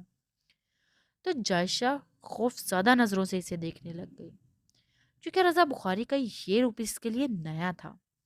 گاڑی ایک جھٹکے سے اس کے آفس کے سامنے رکی۔ آپ بھی اندر آئیں، وہ رضا کو دیکھتے ہوئے بولی۔ تم جاؤ۔ رضا بخاری کی آنکھیں لہو رنگ ہو رہی تھی اور لہجہ خطرناک حد تک سرد تھا۔ لیکن آپ کہاں جائیں گے؟ وہ بے بسی سے ہونٹ کاٹتے ہوئے بولی۔ پلیز جائشہ، میں اس وقت تنہائی چاہتا ہوں، تم جاؤ، وہ ہلکا سا چیختے ہوئے بولا۔ تو جائشہ جو کہ سیٹ سے اٹھ رہی تھی واپس سیٹ پر آ بیٹھی۔ میں آپ کو اس وقت تنہا نہیں کر سکتی، یہ کہہ کر اس نے گاڑی کا دروازہ بند کر دیا۔ تو رضا بخاری نے اسے شعلہ بار نگاہوں سے گھورا، ساتھ ہی غصے سے اٹھ کر گاڑی سے باہر نکل آیا، جائشہ کی طرف کا دروازہ کھولا اور جائشہ کا ہاتھ پکڑ کر اسے گاڑی سے باہر نکالا اور دروازہ زور سے بند کر دیا۔ خود گھوم کر ڈرائیونگ سیٹ پر آ بیٹھا اور گاڑی کو تیزی سے بھگا لے گیا، جبکہ جائشہ حیرت سے ادھر ہی کھڑی رہ گئی۔ جائشہ کا خود دل بہت زیادہ ٹوٹا تھا، لیکن وہ اس وقت رضا بخاری کو تنہا نہیں کرنا چاہتی تھی۔ اسے پتا تھا کہ اس وقت رضا بخاری اندر سے بہت دکھی ہے۔ وہ اپنے دل کو سنبھالتی ہوئی آفس کے اندر داخل ہوئی، کیونکہ اس انکشاف سے پورے چینل میں کھلبلی مچی ہوئی تھی۔ پورا سٹاف آپس میں گچم گوئیاں کرنے میں مصروف تھا۔ جائشہ نے سب کو اپنی اپنی جگہ پر جانے کے لیے کہا اور اپنے کیبن کی طرف بڑھ گئی تھی، کیونکہ اسے بھی اس وقت تنہائی کی اشد ضرورت تھی، اور جو زیادہ کبھی نہ روئی تھی آج کھل کر روئی، کیونکہ اجاز ہمدانی کو اس نے اپنے بھائیوں جیسا درجہ دیا تھا، اور وہ دل سے اس انسان کی عزت کرتی تھی جس نے اس کے اور اس کے شوہر کے اعتماد کو سخت ٹھیس پہنچائی تھی۔ ایک گھنٹے کے سفر کے بعد عدن مستجاب کو ایک نامعلوم مقام پر لے آیا تھا۔ یہ ایک چھوٹا سا گھر تھا۔ چوکیدار نے گیٹ کھولا تو اس نے گاڑی اندر پورچ میں کھڑی کی۔ یہ مجھے کہاں لے آئے ہو؟ مستجاب اسے سر اٹھا کر دیکھنے لگ گئی تو گاڑی کا دروازہ کھول کر اس کا بازو پکڑ کر اس نے باہر نکالا۔ یہ تمہیں بتانا ضروری نہیں سمجھتا، یہ کہہ کر اس نے گھر کا بیرونی دروازہ کھولا اور اسے لے کر اندر آیا۔ عدن، تم چاہتے کیا ہو آخر؟ وہ غصے سے چیختے ہوئے بولی۔ ایک دم چپ، یہ کہتے ہوئے وہ اسے کمرے میں لے آیا۔ یہ درمیانے سائز کا کمرہ تھا جس کے وسط میں ایک بیڈ پڑا ہوا تھا۔ بیڈ کے سامنے ڈریسنگ ٹیبل تھا، نیچے قیمتی قالین بچھی ہوئی تھی۔ کارنر میں ایک چھوٹا سا صوفہ تھا، ایک دیوار کے ساتھ کبرڈ بھی بنی ہوئی تھی۔ کیوں جا رہی تھی مجھے چھوڑ کر؟ وہ اسے بازوؤں سے تھامتے ہوئے اپنے مقابل کھڑا کرتے ہوئے بولا۔ کتنی دفعہ بتاؤں؟ وہ اب اپنے لہجے کو سخت بناتے ہوئے بولا۔ میں سچ سننا چاہتا ہوں، صرف سچ، اس کی آنکھوں میں دیکھتے ہوئے تقریباً کراتے ہوئے بولا۔ تم ہمیشہ اپنی ہی چلاتے ہو، پلیز مجھے جانے دو۔ وہ اب بے بسی سے اپنے ہونٹ کاٹنے لگ گئی۔ ٹھیک کہہ رہی ہو، اب تو میں اپنی ہی چلاؤں گا، وہ اسے اپنی سخت گرفت میں لیتے ہوئے بولا تو مستجاب کو لگا جیسے اس کی ہڈیاں ہی ٹوٹ جائیں گی۔ پلیز عدن، یو آر ہرٹنگ می، اس کی جنونی گرفت میں وہ مچلتے ہوئے بولی۔ کہاں وہ اسے پیار سے چھوتا تھا، اور اب اس کی سانس بند کرنے والی گرفت بھی کئی آنسو ٹوٹ کر اس کے گالوں پر بکھرے تھے، جس پر عدن کے دل کو کچھ ہوا تھا۔ اس نے وہ آنسو بڑی نرمی سے صاف کی اور گرفت بھی ڈھیلی کر دی۔ مسز، میں نے تمہیں بولا تھا کہ اگر مجھ سے کچھ چھپاؤ گی تو میں بہت بری طرح پیش آؤں گا، وہ اس کا چہرہ اپنے ہاتھ سے اونچا کرتے ہوئے بولا۔ وہ کچھ نہ بولی۔ عدن نے ایک دم سے اسے چھوڑ دیا۔ میں جا رہا ہوں۔ سچ بتانے کے لیے اپنے آپ کو ذہنی طور پر تیار کر لو، نہیں تو میں تمہارا حشر کر دوں گا مستجاب۔ یہ کہہ کر وہ دروازے کی طرف بڑھا تو مستجاب بھاگتے ہوئے اس کے سامنے آئی۔ مجھے یہاں چھوڑ کر کہاں جا رہے ہو؟ وہ اس کی طرف دیکھتے ہوئے بے چینی سے بولی۔ میں تمہیں بتانے کا پابند نہیں ہوں، کچھ دیر بعد ایک ملازمہ آ جائے گی۔ یہ کہہ کر اس نے ایک ہاتھ سے اس کا پیچھے ہٹایا، لیکن مستجاب دروازے سے لگ کر کھڑی ہو گئی۔ میں تمہیں کہیں نہیں جانے دوں گی عدن، وہ سرمایہ کی کیفیت میں بولی۔ اس کا دوپٹہ سر سے اتر چکا تھا، ریشمی بال بھی جوڑے سے نکل چکے تھے، گلافی آنکھوں میں خوف کے حلق اڑ رہے تھے۔ بلیک کلر کی خوبصورت شلوار قمیض میں وہ مقابل کے ہوش اڑا سکتی تھی، اور اندر حیدر تو اس صورت کا ویسے ہی دیوانہ تھا۔ مستجاب سامنے سے ہٹو، وہ بھی اس سے نگاہیں چراتے ہوئے بولا تو مستجاب نے نفی میں سر ہلا لیا۔ تو وہ اپنے اوپر اختیار کھو بیٹھا۔ روک رہی ہو تو نتیجہ تمہیں بھگتنا پڑے گا۔ یہ کہتے ہوئے وہ اسے اپنی باہوں میں اٹھا کر بیڈ پر لے آیا تو مستجاب کے اندر اس کا زومینی لہجے میں ہلچل مچ گئی۔ جو ان معصوم آنکھوں نے دیے تھے وہ دھوکے آج تک میں کھا رہا ہوں۔ وہ اس کے کان میں سرگوشی کرتے ہوئے بولا، میں نے تمہیں کوئی دھوکہ نہیں دیا۔ وہ اپنی کیفیت پر قابو پاتے کافی حد تک ناکام ہوئی تھی۔ اچھا، یہ دھوکہ تو میں بار بار کھانا چاہوں گا۔ یہ کہتے ہوئے اس نے اس کی آنکھوں میں لب رکھے۔ مستجاب کو محسوس ہوا آج اس کے لمس میں وہ نرمی نہیں بلکہ سختی تھی۔ اس نے اپنی شدتیں لٹا کر ثابت بھی کر دیا، جبکہ مستجاب اس کی جنون خیزی کے آگے بے بس ہو کر رہ گئی، بلکہ اس نے اسے بھی اپنے ساتھ ہی باندھ لیا تھا۔ وہ بھی کتنے دنوں بعد اس کے قریب آ کر سب کچھ بھول گئی تھی۔ یاد تھا تو بس عدن حیدر۔ میر ارسلان جائشہ کے بارے میں سن کر کافی ڈسٹرب ہوا تھا۔ کیا ہوا ارسلان، تم کچھ پریشان لگ رہے ہو؟ روحی نے کتنے ہی دنوں بعد اس سے نرمی سے بات کی تھی۔ کچھ نہیں، پاپا کی طرف سے پریشان ہوں۔ اس نے اپنی طرف سے بہانہ گڑھا تھا۔ پریشان مت ہو، وہ آ جائیں گے۔ روحی اس کے بازو پر اپنا ہاتھ رکھتے ہوئے بولی، جس پر میر ارسلان نے اسے بڑی حیرت سے دیکھا تھا، کیونکہ وہ اب کبھی روحی کے قریب نہیں جاتا تھا۔ ان کی سیٹ خالی ہو چکی تھی اور میں ان کی جگہ الیکشن پر کھڑا ہو رہا ہوں روحی۔ وہ پتہ نہیں کیوں اسے یہ سب بتا گیا تھا۔ جو تمہیں مناسب لگے وہی کرو، روحی نرم لہجے میں بولی۔ تو ارسلان نے اسے بڑے غور سے دیکھا۔ اس کا سراپا کافی بھاری ہو گیا تھا۔ میر ارسلان اپنی آنے والی اولاد کا سوچ کر ایک دم جیسے مطمئن ہو گیا۔ تمہیں کیا لگتا ہے، ہمارا بیٹا ہوگا یا بیٹی؟ روحی نے اس سے سوال کیا تو میر ارسلان اس کے سوال پر کافی خوش ہوا تھا، کیونکہ روحی نے کبھی اس بات میں دلچسپی نہیں لی تھی۔ وہ ہمیشہ بیزار رہتی تھی، لیکن آج معمول سے ہٹ کر وہ کافی اچھے موڈ میں تھی۔ چاہے بیٹی ہو یا بیٹا، مجھے اس سے کوئی فرق نہیں پڑتا۔ میں بس اپنے آنے والی اولاد کو صحت مند دیکھنا چاہتا ہوں روحی۔ بس ایک دھڑکا سا لگا ہوا ہے۔ اگر خدا بیٹی دے تو اس کے نصیب اچھے کرے، میرے کسی گناہ کی پرچھائی اس پر نہ پڑے۔ میر ارسلان دل گرفتگی سے بولا تو روحی کے دل کو کسی نے مٹھی میں دبوچ لیا تھا۔ وہ بے اختیار آگے بڑھ کر میر ارسلان کے سینے سے آ لگی۔ تم پریشان مت ہو، جو ہوگا بہتر ہی ہوگا، وہ دونوں بازو اس کے گرد باندھتے ہوئے بولا۔ تو میر ارسلان نے پیار سے اسے سمیٹ لیا۔ تھینک یو روحی۔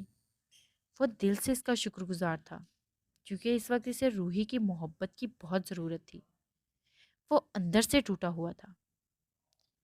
اگر تم نے اپنے آپ کو بدلنے کا فیصلہ کیا ہے تو میں بھی تمہارے لیے خود کو بدل سکتی ہوں ارسلان، بس مجھ سے کبھی جھوٹ مت بولنا، وہ اس کی آنکھوں میں دیکھتے ہوئے بولی۔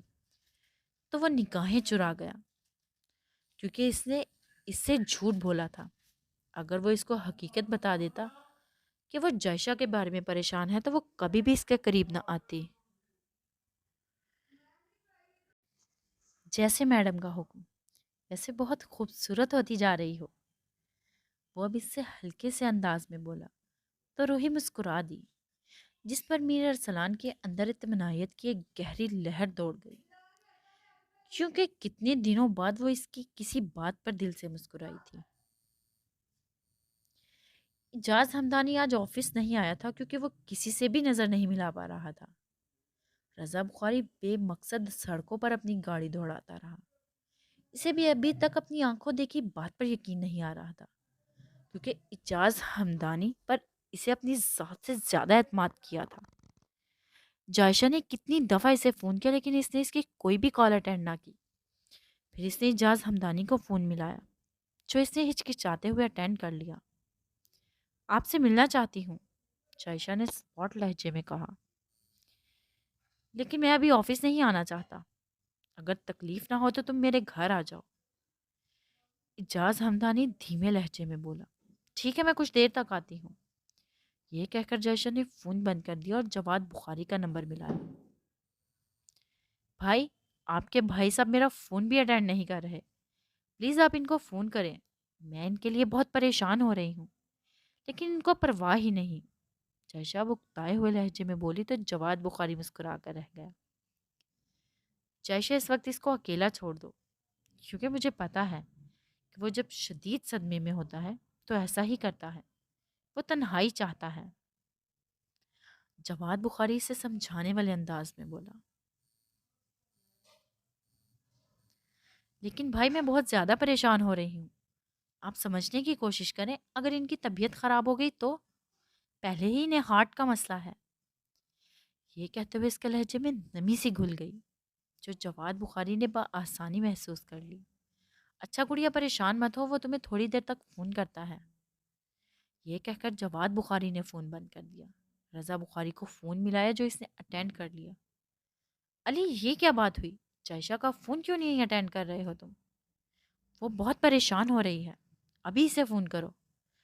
مجھے پتا ہے تم پریشان ہو، لیکن اس لڑکی کو اپنی وجہ سے پریشان مت کرو، وہ بھی پہلے سے پریشان ہے۔ عورت کا دل تو بہت زیادہ نازک ہوتا ہے، اس کا بھی تو دل ٹوٹا ہے، وہ بھی اجاز ہمدانی پر بہت زیادہ بھروسہ کرتی تھی، اس کا بھی تو اعتماد ٹوٹا ہے۔ ابھی آفس میں جاؤ یا اسے فون کرو۔ جواد بخاری رضا بخاری کو تھوڑا سا گھورتے ہوئے بولا، ایم سوری بھائی، میں ابھی فون کرتا ہوں۔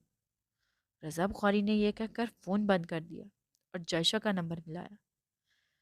شام کو میں نے گھر ہی آنا تھا، بھائی سے شکایتیں لگانا ضروری تھا کیا؟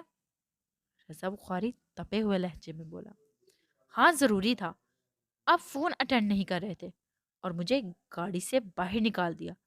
ابھی تو میں نے یہ بھی نہیں بتایا، آپ نے مجھے گاڑی سے باہر نکالا۔ جائشہ اب اسے دھمکی امیز انداز میں بولی، وہ بھی بتا دینا تھا۔ رضا غصے سے بولا، اگر ٹائم پر آفس اور گھر نہ آئے تو وہ بھی بتا دوں گی، یہ بات کے لیے رکھ لیا نا۔ وہ اپنی مسکراہٹ ضبط کرتے ہوئے بولی، دل میں اطمینان اترا تھا۔ رضا بخاری ٹھیک ہے، اسی لیے وہ اسے باتوں میں لگا گئی۔ اچھا اب تم مجھے بلیک میل کرو گی؟ ہاں ضرور کروں گی، پلیز آفس آ جائیں، آپ کو بہت مس کر رہی ہوں۔ وہ اب نارمل لہجے میں بولی تو وہ نہ چاہتے ہوئے بھی رضا بخاری کے چہرے پر ایک مسکراہٹ آ گئی۔ ٹھیک ہے تھوڑی دیر تک آتا ہوں، یہ کہہ کر اس نے فون بند کر دیا۔ جائشہ سے بات کر کے رضا بخاری کو کچھ سکون ملا تھا۔ اس نے گاڑی کی پچھلی سیٹ سے سر ٹکا کر آنکھیں موند دیں۔ اپنے احساس سے چھو کر مجھے سندل کر دو، میں کہ صدیوں سے ادھورا ہوں مجھے مکمل کر دو۔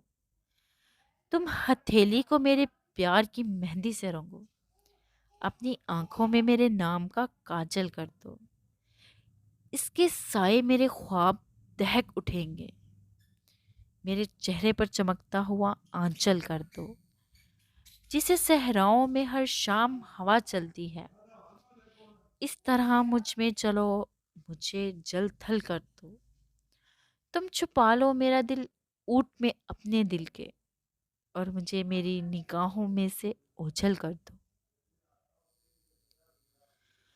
वसूखे माहौल के बादल छट चुके थे। मुस्तजा बदन के कंधे पर सर रखकर पुरसुकून होकर ऐसे ही सो रही थी जैसे वो इसके कंधे के कितने दिनों से प्यासी हो। जब बदन की आंखों में नींद नहीं थी, बेख्तियार होकर इसके बालों पर अपने लब रखे, वो बड़े गौर से इसके चेहरे के एक एक नक्श को देखा। मैं कैसे यकीन कर लूं कि तुम मुझसे दूर जाना चाहती थी? तुम्हारे कॉल और फेल में बहुत तजाद है मुस्तजाब। तुमने मुझे अपनी मर्जी से ये खूबसूरत लम्हे देकर साबित किया है कि तुम भी मेरे लिए इतनी ही पागल हो जितना मैं तुम्हारे लिए हूँ। अदन उलझ कर रह गया था, लेकिन वो गुत्थी सुलझा नहीं पा रहा था। इतने में उसके मोबाइल पर बेल हुई। जी आंटी, वो बिल्कुल ठीक है, आप परेशान मत हो। ठीक है, मैं कुछ देर तक हवेली पहुंचता हूँ, फिर आपसे बात होगी। अदन धीरे से बोल रहा था, लेकिन मुस्तजाब की आंख खुल गई। वो फोन बंद करके इसकी तरफ मुतवज्जो हुआ तो वो इससे निगाहें चुरा गई। निगाहें मत चुराओ मुस्तजाब, मेरी तरफ देखो। वो अपने हाथ इसके चेहरे पर उठाते हुए बोला। तुम बहुत बुरे हो। वो अब इसकी आंखों में देखते हुए बोली। ना चाहते हुए भी अदन के चेहरे पर मुस्कुराहट आ गई। मैं तो जा रहा था, तुमने ही मुझे रोका। जब भी रोकोगी तो नतीजा भुगतना ही पड़ेगा। वैसे जैसे मैं तुम्हारे लिए बेचैन था, तुम शायद मुझसे भी ज्यादा बेचैन थी। मायने के इस लहजे में कहता हुआ वो इससे बहुत कुछ बावर करवाना चाहता था जो वो अच्छे तरीके से समझ रही थी। ऐसी कोई बात नहीं, ये कहकर वो अपनी जगह से उठी। ये झूठ तुम्हारे लिए बहुत नुकसानदेह साबित होंगे मुस्तजाब। वो अब इसका बाजू पकड़ते हुए तुरुश लहजे में बोला। मैं क्यों झूठ बोलने लगी? ये कहकर वो वॉशरूम में घुस गई। यही तो पता करने की जरूरत है कि तुम्हें झूठ बोलने की क्या जरूरत है। वो अपने हाथों की उंगलियां बालों में फंसाते हुए परेशानी से बोला और कुछ सोचते हुए मुस्तजाब के बैग की तरफ बढ़ा। इसके बैग में इसका मोबाइल निकाला। इसने मुस्तजाब के मोबाइल को कभी हाथ नहीं लगाया था, लेकिन अब इसे जरूरत महसूस हो रही थी। पासवर्ड खोलकर इसने मोबाइल ऑन किया तो इसके जहन में उलझी हुई गुत्थियां सुलझ गईं। एकदम से फशारे खून बुलंद हुआ था। इसका दिल किया कि हर जगह हशर नशर कर दे, लेकिन इस वक्त इसको बड़े सब्र से काम लेना था। इसने वापस मोबाइल इसके बैग में रख दिया। खुद को पुरसुकून करने के लिए गहरे गहरे सांस खारिज करने लग गया। मुस्तजाब के वॉशरूम से बाहर निकलने से पहले वो कमरे से बाहर निकल गया, क्योंकि खुद को पुरसुकून करने के लिए इसको कुछ लम्हों की तन्हाई चाहिए थी। गैराज में आकर वो छोटे से लॉन में बिछी हुई कुर्सी पर सिगरेट सुलगा कर बैठ गया। इसके अंदर आग लगी हुई थी। कुछ देर बाद वो कमरे में आया तो मुस्तजाब अपने गीले बालों को सुलझा रही थी। वो इसकी तरफ बगैर देखे वॉशरूम चला गया। कितनी ही देर तक वो बाहर ना निकला तो मुस्तजाब को तशवीश हुई। शावर चलने की मुसलसल आवाज आ रही थी। ठंडे पानी से नहाते हुए अदन के अंदर आग नहीं निकल रही थी। मुस्तजाब ने परेशानी से दरवाजा जोर से खटखटाया तो अदन को होश आई। इसने अदन को 2-3 दफा आवाजें दी जो शावर के शोर में दब गईं। मुस्तजाब ने जोर जोर से दरवाजा खटखटाना शुरू कर दिया तो अदन ने शावर बंद किया और थोड़ी देर बाद दरवाजा खोलकर वॉशरूम से बाहर निकला। कब की दरवाजा खटखटा रही हूँ? वो इसे देखते हुए बोली, जो तौलिए से अपने बाल रगड़ रहा था। इसकी आवाज पर सर उठाकर इसे देखा, फिर ड्रेसिंग टेबल के सामने जा खड़ा हुआ। इसकी आंखों के सर्दपन से मुस्तजाब को एकदम तशवीश में मुब्तला कर दिया था, क्योंकि कुछ देर पहले तो वो इस पर प्यार की फुहार बनकर बरसा था। शर्ट पहनकर अपने बाल सेट करके वो कमरे से बाहर निकलने लगा। मुस्तजाब एकदम फिर सामने आ गई। तुम मुझे अकेला छोड़कर नहीं जा सकते अदन?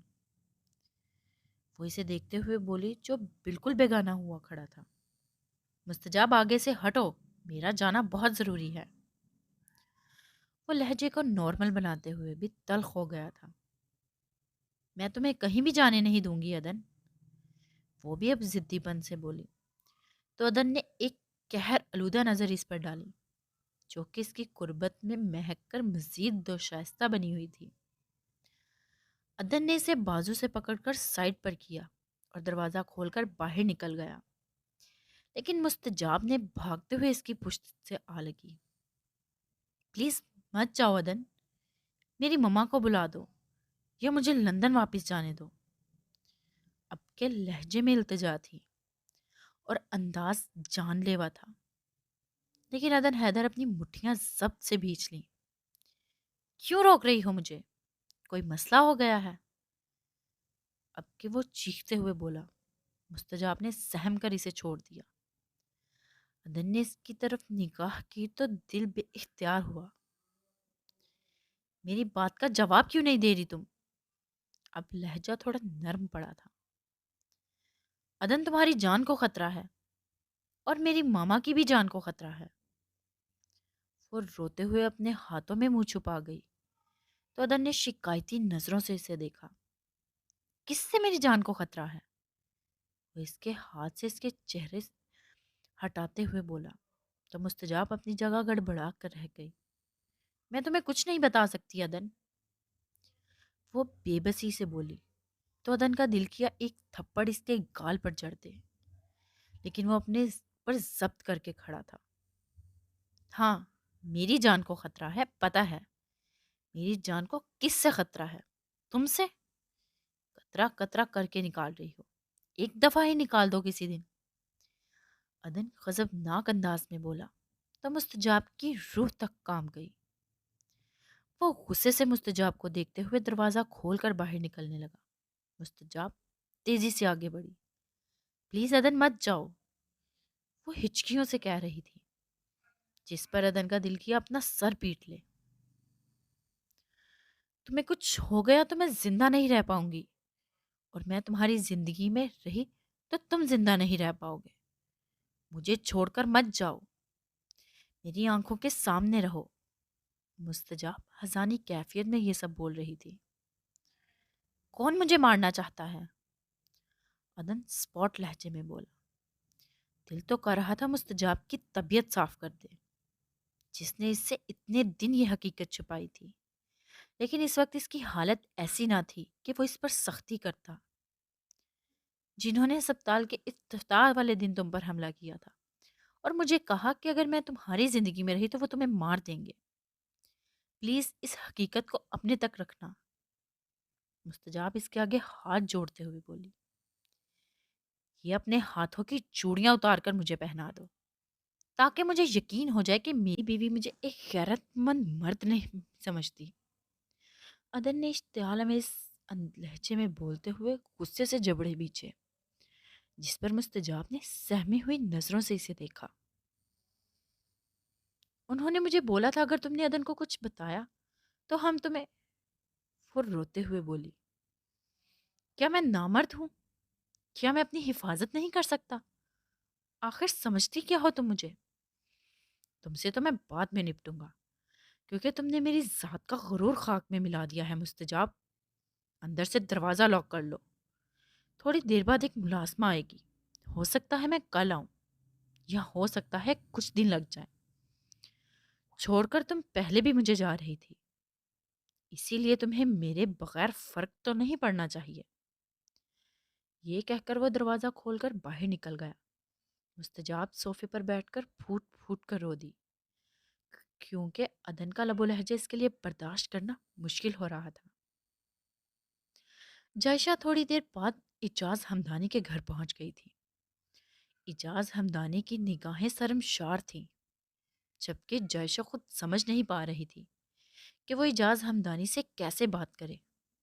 اس نے ہمیشہ اجاز ہمدانی کا احترام ہی کیا تھا، کیونکہ وہ سینئر تھا اور ہر قدم پر اس کا ساتھ دیا تھا۔ بیٹھو جائشہ، اجاز ہمدانی اپنے سامنے پڑے صوفے کی طرف اشارہ کرتے ہوئے بولا تو وہ صوفے پر بیٹھ گئی۔ سر، آپ نے ایسا کیوں کیا؟ جائشہ اذیت بھرے لہجے میں بولی۔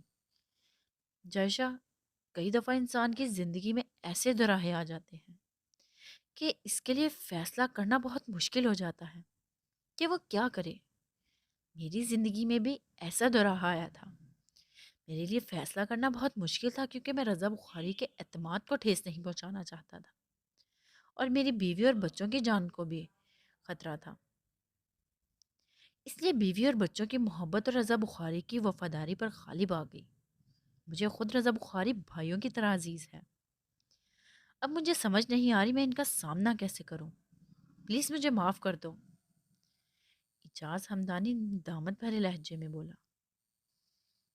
اپنی بیوی اور بچوں کی جان بچانے کے لیے آپ نے 2 قتل کیے ہیں سر۔ کسی کا اعتماد توڑنا بھی کسی قتل سے کم نہیں ہوتا۔ میں بہت تکلیف میں ہوں۔ آپ تو میرے بھائی تھے نا؟ کیا بھائی بہنوں کے ساتھ ایسا کرتے ہیں؟ جائشہ بے بس لہجے میں بولی تو ہمدانی کے چہرے پر قرب کے آثار نمایاں ہوئے۔ میں جانتا ہوں میرا جرم ناقابل معافی ہے، اسی لیے میں اب بھی چینل کے آفس میں قدم بھی نہیں رکھوں گا۔ میں رضا بخاری کا سامنا نہیں کر سکتا۔ پلیز ان سے کہنا ہو سکے تو مجھے معاف کر دیں۔ ہمدانی بڑے دکھ سے بولا تو جائشہ کو سمجھ نہ آئی کہ وہ اب کیا کہے۔ آپ اتنی جلد بازی سے کام مت لیں، میں بخاری صاحب سے بات کروں گی۔ وہ اجاز ہمدانی کو دیکھ کر تسلی میں اس انداز میں بولی تو اس کے چہرے پر قرب ہی قرب تھا۔ میں رضا بخاری کو بڑے اچھے طریقے سے جانتا ہوں جائشہ۔ دھوکہ دہی کو وہ برداشت کرنا ان کے سر شست میں شامل نہیں ہے، اور یہاں تو ان کے اتنی قریبی نے ان کو دھوکہ دیا ہے، وہ تو مجھے بالکل بھی معاف نہیں کریں گے۔ اجاز ہمدانی بے بسی سے بولا، ٹھیک ہے میں چلتی ہوں، پھر بات ہوگی۔ یہ کہہ کر جائشہ صوفے سے اٹھ کھڑی ہوئی اور باہر کی طرف قدم بڑھا دیے۔ کیا تم نے مجھے معاف کیا جائشہ؟ اجاز ہمدانی کے سوال پر اس نے مڑ کر اسے دیکھا۔ کوشش تو یہی کہ میں آپ کو معاف کر دوں، کیونکہ میری ذات پر آپ کے بڑے احسان ہیں۔ یہ کہہ کر وہ اپنی گاڑی میں آ بیٹھی اور کئی آنسو ٹوٹ کر اس کی آنکھوں سے گرے تھے، کیونکہ اعتماد تو اس کا بھی کرچی کرچی ہوا تھا۔ ملک دلاور کئی دنوں سے حویلی نہیں آ رہا تھا، وہ زیادہ تر اپنے ڈیرے پر ہی رہ رہا تھا۔ الیکشن کی گہما گہمی جاری تھی۔ کافی رات گئے حسام کی ڈیرے میں آمد ہوئی تو اس نے سب کو باہر جانے کو بولا۔ وہ چلتا ہوا اپنے باپ کے قریب آیا۔ بابا کیا یہ سچ ہے کہ جائشہ میری بہن ہے؟ حسام نے سپاٹ لہجے میں سوال کیا تو ملک دلاور تو ایک لمحے کے لیے گڑبڑا کر رہ گیا۔ جوانی میں کی گئی غلطی تھی، وہ لڑکی خود میرے قریب آنا چاہتی تھی اور پھر نکاح کے لیے میری منتیں کرنے لگ گئی تو میں نے نکاح کر لیا۔ مجھے نہیں پتا تھا کہ میری ماضی کی گئی غلطی اس طرح میرے سامنے آ کھڑی ہو جائے گی۔ ملک دلاور ٹھہرے ہوئے لہجے میں بولا کیونکہ اسے حسام کے غصے کا پتا تھا۔ بابا میں نے بس یہ پوچھا ہے کہ جائشہ میری بہن ہے کہ نہیں۔ وہ اب اونچی آواز میں بولا تو ملک دلاور کو یہ لمحہ بڑا بھاری لگا۔ ہاں تمہاری بہن ہے وہ۔ ملک دلاور اب نگاہیں جھکاتے ہوئے بولا۔ حسام کا دل کیا کہ ہر چیز تہس نہس کر دے۔ آپ کی ماضی میں کی گئی غلطی مجھ سے اتنا بڑا گناہ کروانے لگی تھی، یعنی میں اپنی بہن کو ہی کسی کے سامنے۔ اس کے آگے وہ کچھ نہ کہہ سکا اور شعلہ بار نگاہوں سے اپنے باپ کو گھورا۔ اس پاس پڑی ٹیبل کو غصے سے ٹھوکر ماری تھی اور غصے سے باہر نکل گیا۔ ملک دلاور ادھر ہی صوفے پر بیٹھتا چلا گیا۔ اس منحوس عورت کو اسی وقت مار دیتا تو بہتر تھا۔ آج میری اولاد ایسے مجھ سے بدزن نہ ہوتی۔ وہ غصے سے پیچ و تاب کھاتا رہ گیا۔ عدن سے آج ڈرائیونگ کرنی مشکل ہو رہی تھی۔ اس کو رہ رہ کر مستجاب پر غصہ آ رہا تھا کہ اس نے اس کے اعتماد کو قابل نہیں سمجھا تھا۔ اپنی ہی سوچوں میں گم تھا کہ اس کی گاڑی دور سے آتے ہوئے ٹرک سے ٹکراتے ٹکراتے بچی تو اس کو ہوش آئی۔ اس کو سمجھ نہیں آ رہی تھی کہ کون ہے جو مستجاب کو ایسے دھمکیاں دے رہا ہے، اور جتنی سمجھ آئی وہ اپنے باپ پر شک نہیں کرنا چاہتا تھا، لیکن اس کا شک اپنے باپ پر ہی جا رہا تھا۔ گاڑی ایک جھٹکے سے حویلی میں جا کھڑی کی اور تیزی سے باہر نکلا۔ اس کا رخ تسلیم کے کمرے کی طرف تھا، تسلیم جو جائے نماز پر پریشانی سے دعائیں مانگ رہی تھی۔ ادن کا لال چہرہ دیکھ کر دعا کو مختصر کر کے اٹھ کھڑی ہوئی۔ کیا ہوا ادن؟ تسلیم کو کسی انہونی کا احساس ہوا، اور یہ پوچھے کیا نہیں ہوا؟ کیا آپ کو بھی کسی بات کا نہیں پتا؟ ادن چلتا ہوا تسلیم کے قریب آیا۔ نہیں بیٹا، مجھے کسی بات کا نہیں پتا، لیکن اتنا شک ضرور ہے کہ مستجاب اندر سے ڈری ہوئی تھی۔ ادن نے جب ساری بات تسلیم بیگم کو بتائی تو اس کا بھی چہرہ دھواں دھواں ہو کر رہ گیا۔ یہی چیز لے کر میں بڑی پریشان تھی، اسی لیے میں چاہتی تھی کہ تم لوگ باہر سیٹ ہو جاؤ۔ تسلیم دکھ بھرے لہجے میں بولی، آپ کی پریشانی بلا وجہ تھی، دکھ تو مجھے اس مستجاب پر ہو رہا ہے جس نے میرا اعتماد توڑا ہے۔ اگر کوئی ایسے ہی دھمکی دے گا تو وہ مجھے چھوڑ کر چلی جائے گی، میں اسے اس چیز کے لیے کبھی معاف نہیں کروں گا۔ عدن دل گرفتگی سے بولا۔ تسلیم نے آگے بڑھ کر اس کے کندھے پر تسلی سے ہاتھ رکھا۔ بیٹا، وہ تم سے بہت محبت کرتی ہے، وہ بالکل کمزور لڑکی نہیں تھی، تمہیں کھونے سے اسے ڈر لگتا ہے۔ ہو سکتا ہے وہ تمہیں سب کچھ بتا دیتی، لیکن تم پر قاتلانہ حملہ بھی تو ہوا تھا، اسی لیے وہ زیادہ ڈر گئی۔ تسلیم اس کا دل مستجاب کی طرف سے صاف کرنا چاہ رہی تھی۔ اس کے پیچھے کون ہو سکتا ہے عدن؟ خدا کرے جو میں سچ سوچ رہی ہوں وہ نہ ہو، کیونکہ اگر ایسا ہوا تو رشتوں کا اعتبار نہیں رہے گا۔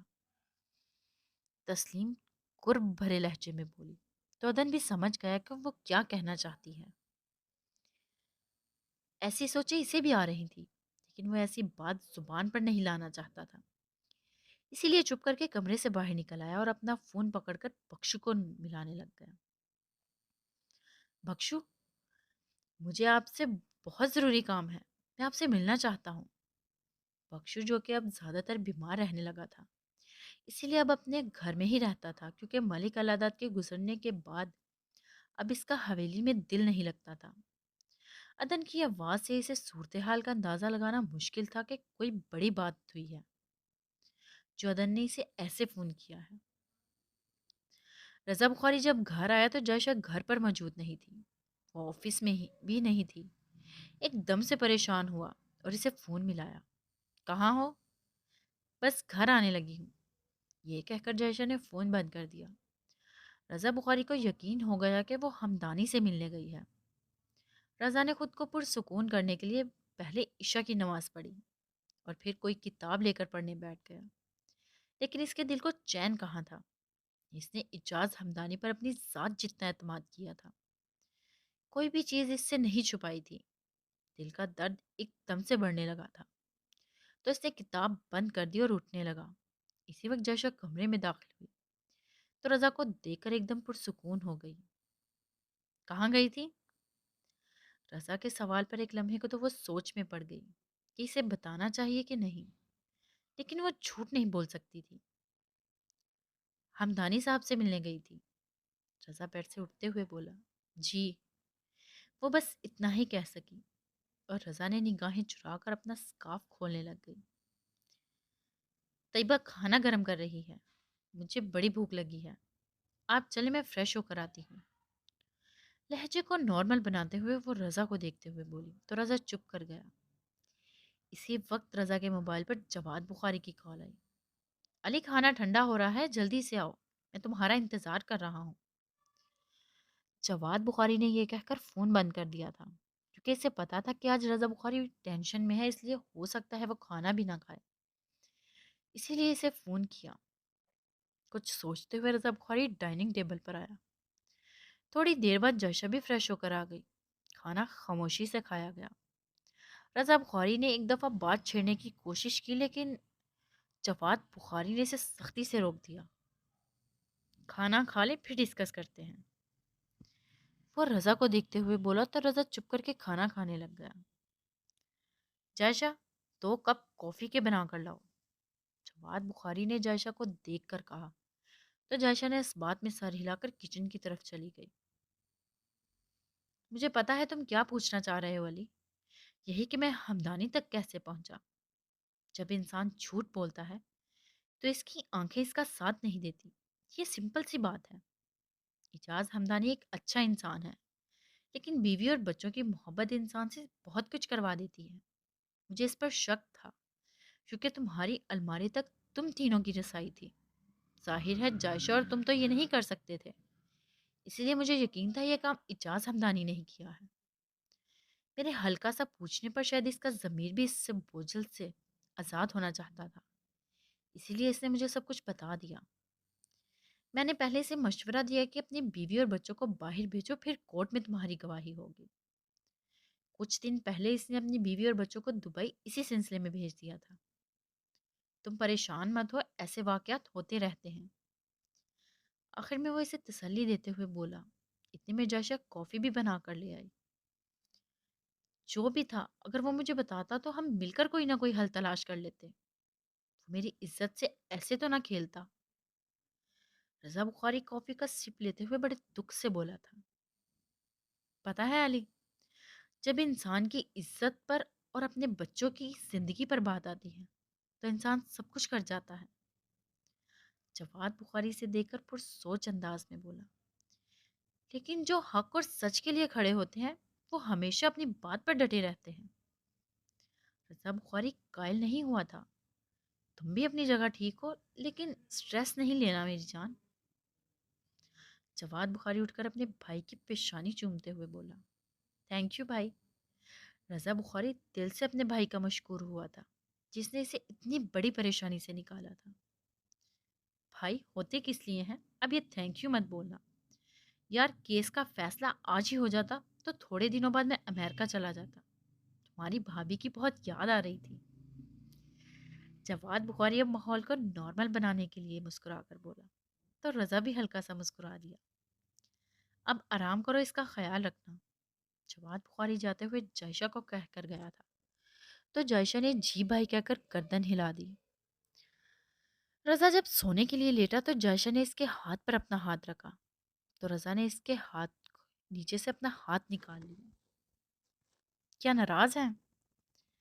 وہ رضا کو دیکھتے ہوئے بولی تو اس نے آگے سے کوئی جواب نہ دیا، جس پر جائشہ کو یقین ہو گیا کہ وہ اس سے ناراض ہے. تو اس نے رضا کے کندھے پر اپنا سر رکھا. پلیز جائشہ. اس نے اس کا سر ہٹانا چاہا لیکن جائشہ نے سر نفی میں ہلا دیا. جب تک آپ کی ناراضگی دور نہیں ہوگی پیچھے نہیں ہٹوں گی. یہ کہہ کر اس نے رضا بخاری پر اپنی گرفت مضبوط کی. کیوں ملنے گئی تھی جاز ہمدانی سے؟ رضا ہلکے سے غصے سے بولا. بہت تکلیف میں تھی اسی لیے ان سے ملنے گئی تھی، کیونکہ یہ سب میرے لیے ناقابل یقین تھا. جائشہ کے لہجے میں بھی قرب تھا. تو کیا کہا اس نے پھر؟ رضا بخاری نہ چاہتے ہوئے بھی یہ سوال کر گیا تھا. وہ بہت مجبور تھے رضا، بہت شرمندہ ہیں آپ سے، چینل چھوڑ کر جانا چاہ رہے ہیں. وہ رضا کو تھوڑی سی وضاحت دیتے ہوئے بولی. اچھا ہے خود ہی جا رہا ہے، میں اب اس کی شکل بھی نہیں دیکھنا چاہتا. رضا بخاری ٹھوس لہجے میں بولا تو جائشہ صدمے سے اسے دیکھنے لگ گئی. لیکن وہ چپ کر گئی کیونکہ وہ جانتی تھی کہ اس وقت رضا بخاری اس کی کوئی بھی بات نہیں سنے گا.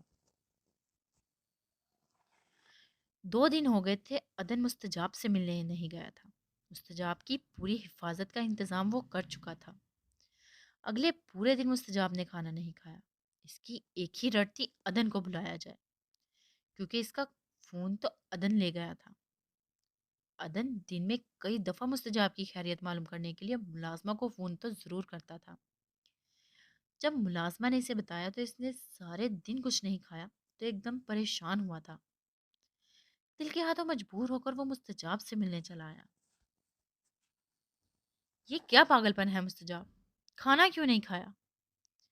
وہ اس کے قریب آ کر تقریباً گھرایا تھا. وہ عدن کو اپنے سامنے دیکھ کر اپنے اوپر قابو نہ رکھ سکی اور اس کے سینے سے آ لگی. عدن سب سے اپنی مٹھیاں بھیجنے لگا. ملازمہ کھانا لے کر کھڑی تھی. عدن نے اسے اشارے سے کھانا ٹیبل پر رکھنے کا بولا اور مستجاب کو اپنے سے علیحدہ کیا. کھانا کھاؤ. اس کا لہجہ بالکل سپاٹ تھا. مستجاب اس کے لہجے کے روکھے پن سے اندر تک کام کر رہ گئی. میں نے نہیں کھانا. وہ اپنے آنسو پیتے ہوئے بولی، شرافت سے کھانا کھاؤ، مجھے سختی پر مجبور مت کرو۔ وہ اب غصے سے بولا، کر لو سختی، کون سی سختی کرنا چاہتے ہو؟ وہ بھی غصے سے بولی، ابھی تو میں آ گیا ہوں، لیکن اگر ابھی تم نے کھانا نہ کھایا تو میں کبھی نہیں آؤں گا۔ ادن دھمکی میں اس انداز میں بولا تو وہ چپ کر کے کھانا کھانے لگ گئی۔ تم بھی کھاؤ، وہ اسے دیکھتے ہوئے بولی تو اس نے نفی میں سر ہلا دیا۔ جب وہ کھانا ختم کر چکی تو ادن ادھر سے اٹھ گیا۔ اب کہاں جا رہے ہو؟ وہ تیزی سے چلتی ہوئی اس کے پاس آئی۔ جا رہا ہوں، اب اس طرح تماشا مت کرنا، وہ اس کو دیکھ کر سرد سے انداز میں بولا تو مستجاب اندر تک لہو لہان ہو کر رہ گئی۔ میں تمہیں نہیں جانے دوں گی، یا مجھے بھی اپنے ساتھ لے جاؤ، وہ اس کا ہاتھ اپنے دونوں ہاتھوں میں لیتے ہوئے بولی۔ ایک دفعہ میری بات تمہیں سمجھ نہیں آتی؟ بزدلوں کی طرح منہ چھپا کر بیٹھ جاؤں؟ ایک تمہاری محبت کے علاوہ اور بھی بہت سارے کام ہیں دنیا میں۔ یہ موبائل پکڑو، اس میں نئی سم ڈلوا دی ہے، بس تم میرے نمبر پر کال کر سکتی ہو اور کسی بھی نمبر پر فون مت کرنا، اور مجھے بھی بار بار مت تنگ مت کرنا، وہ گرجدار آواز میں کہہ کر غصے سے اپنا ہاتھ اس کے ہاتھوں سے نکالتا ہوا دروازہ کھول کر باہر نکل گیا۔ اور روح جسم سے کیسے نکلتی ہے اس کا آج مستجاب کو صحیح معنوں میں ادراک ہوا تھا۔ الیکشن کے لیے ووٹنگ شروع ہو چکی تھی۔ ملک حسام جیتنے کے لیے بڑا پر امید تھا۔ دوسری طرف چودھری اکرم بھی پر امید تھا، لیکن مستجاب اور ادر نے جو ہاسپٹل تعمیر کیا تھا، اس کا الیکشن میں ان لوگوں نے فائدہ اٹھایا تھا، کیونکہ ہاسپٹل جدید طرز اور شاندار طریقے سے تعمیر کیا گیا تھا۔ سارے میڈیا چینلز اس الیکشن کو کوریج دے رہے تھے۔ ملک دلاور بھی پر امید تھا، جبکہ ادن تو اپنی ہی ذہنی الجھنوں میں الجھا ہوا تھا۔ وہ اس چیز کا پتہ لگانے کی کوشش کر رہا تھا کہ مستجاب کو دھمکیاں کہاں سے مل رہی تھی۔ اسے شک تو اپنے باپ پر ہی تھا، لیکن پھر بھی وہ ثبوت کے بغیر کوئی بھی بات نہیں کرنا چاہتا تھا۔ اسی سلسلے میں اس نے بخشو سے بھی ملاقات کی تھی۔ مستجاب کا فون اس کے پاس تھا، اس میں سے ساری فون کالز ریکارڈ نکلوا لیا تھا۔ جس نمبر سے مستجاب کو دھمکیاں مل رہی تھیں، وہ نمبر تو مسلسل بن جا رہا تھا۔ اس نے اپنے ایک دوست جو پولیس میں آفیسر تھا اس کے ذمہ یہ کام لگایا کہ وہ اس چیز کا پتہ لگائے کہ یہ نمبر کہاں کا ہے اور سم کس کے نام پر ہے۔ رات کو جب الیکشن کے نتائج کا اعلان ہوا تو پورے گاؤں میں جشن کا سما تھا، کیونکہ ملک حسام بڑی بھاری کثریت سے جیت چکا تھا۔ ملک دلاور بڑا خوش تھا، اور ملک حسام جو جائشہ کی وجہ سے کافی پریشان تھا، اس کے رگو پے میں بھی خوشی کی ایک لہر سرایت کر گئی، کیونکہ الیکشن جیتنے کے لیے اس نے کافی بھاری رقم خرچ کی تھی۔ ربیہ بھی آج حویلی آئی تھی۔ فون پر اپنی ماں سے وہ حقیقت سن چکی تھی۔ اسے اپنے باپ کی وجہ سے حقیقت میں بڑا دکھ ہوا تھا۔ ادن کافی رات گئے گھر لوٹا تو ربیہ اٹھ کر اسے ملنے لگ گئی۔ کہاں تھے تم؟ اور مستجاب اکیلی کیوں لندن گئی ہے؟ وہ ادن کی پیشانی چومتے ہوئے بولی، بس تھوڑا بزی تھا آپ ہی، آپ سنائیں بچے کیسے ہیں؟ یہ کہتے ہوئے وہ ربیہ کے پاس ہی بیٹھ گیا۔ بچے بھی ٹھیک ہیں، ماموں ماموں کہہ رہے تھے، لیکن تم تو سارا دن گھر ہی نہیں آئے، ابھی سو گئے ہیں۔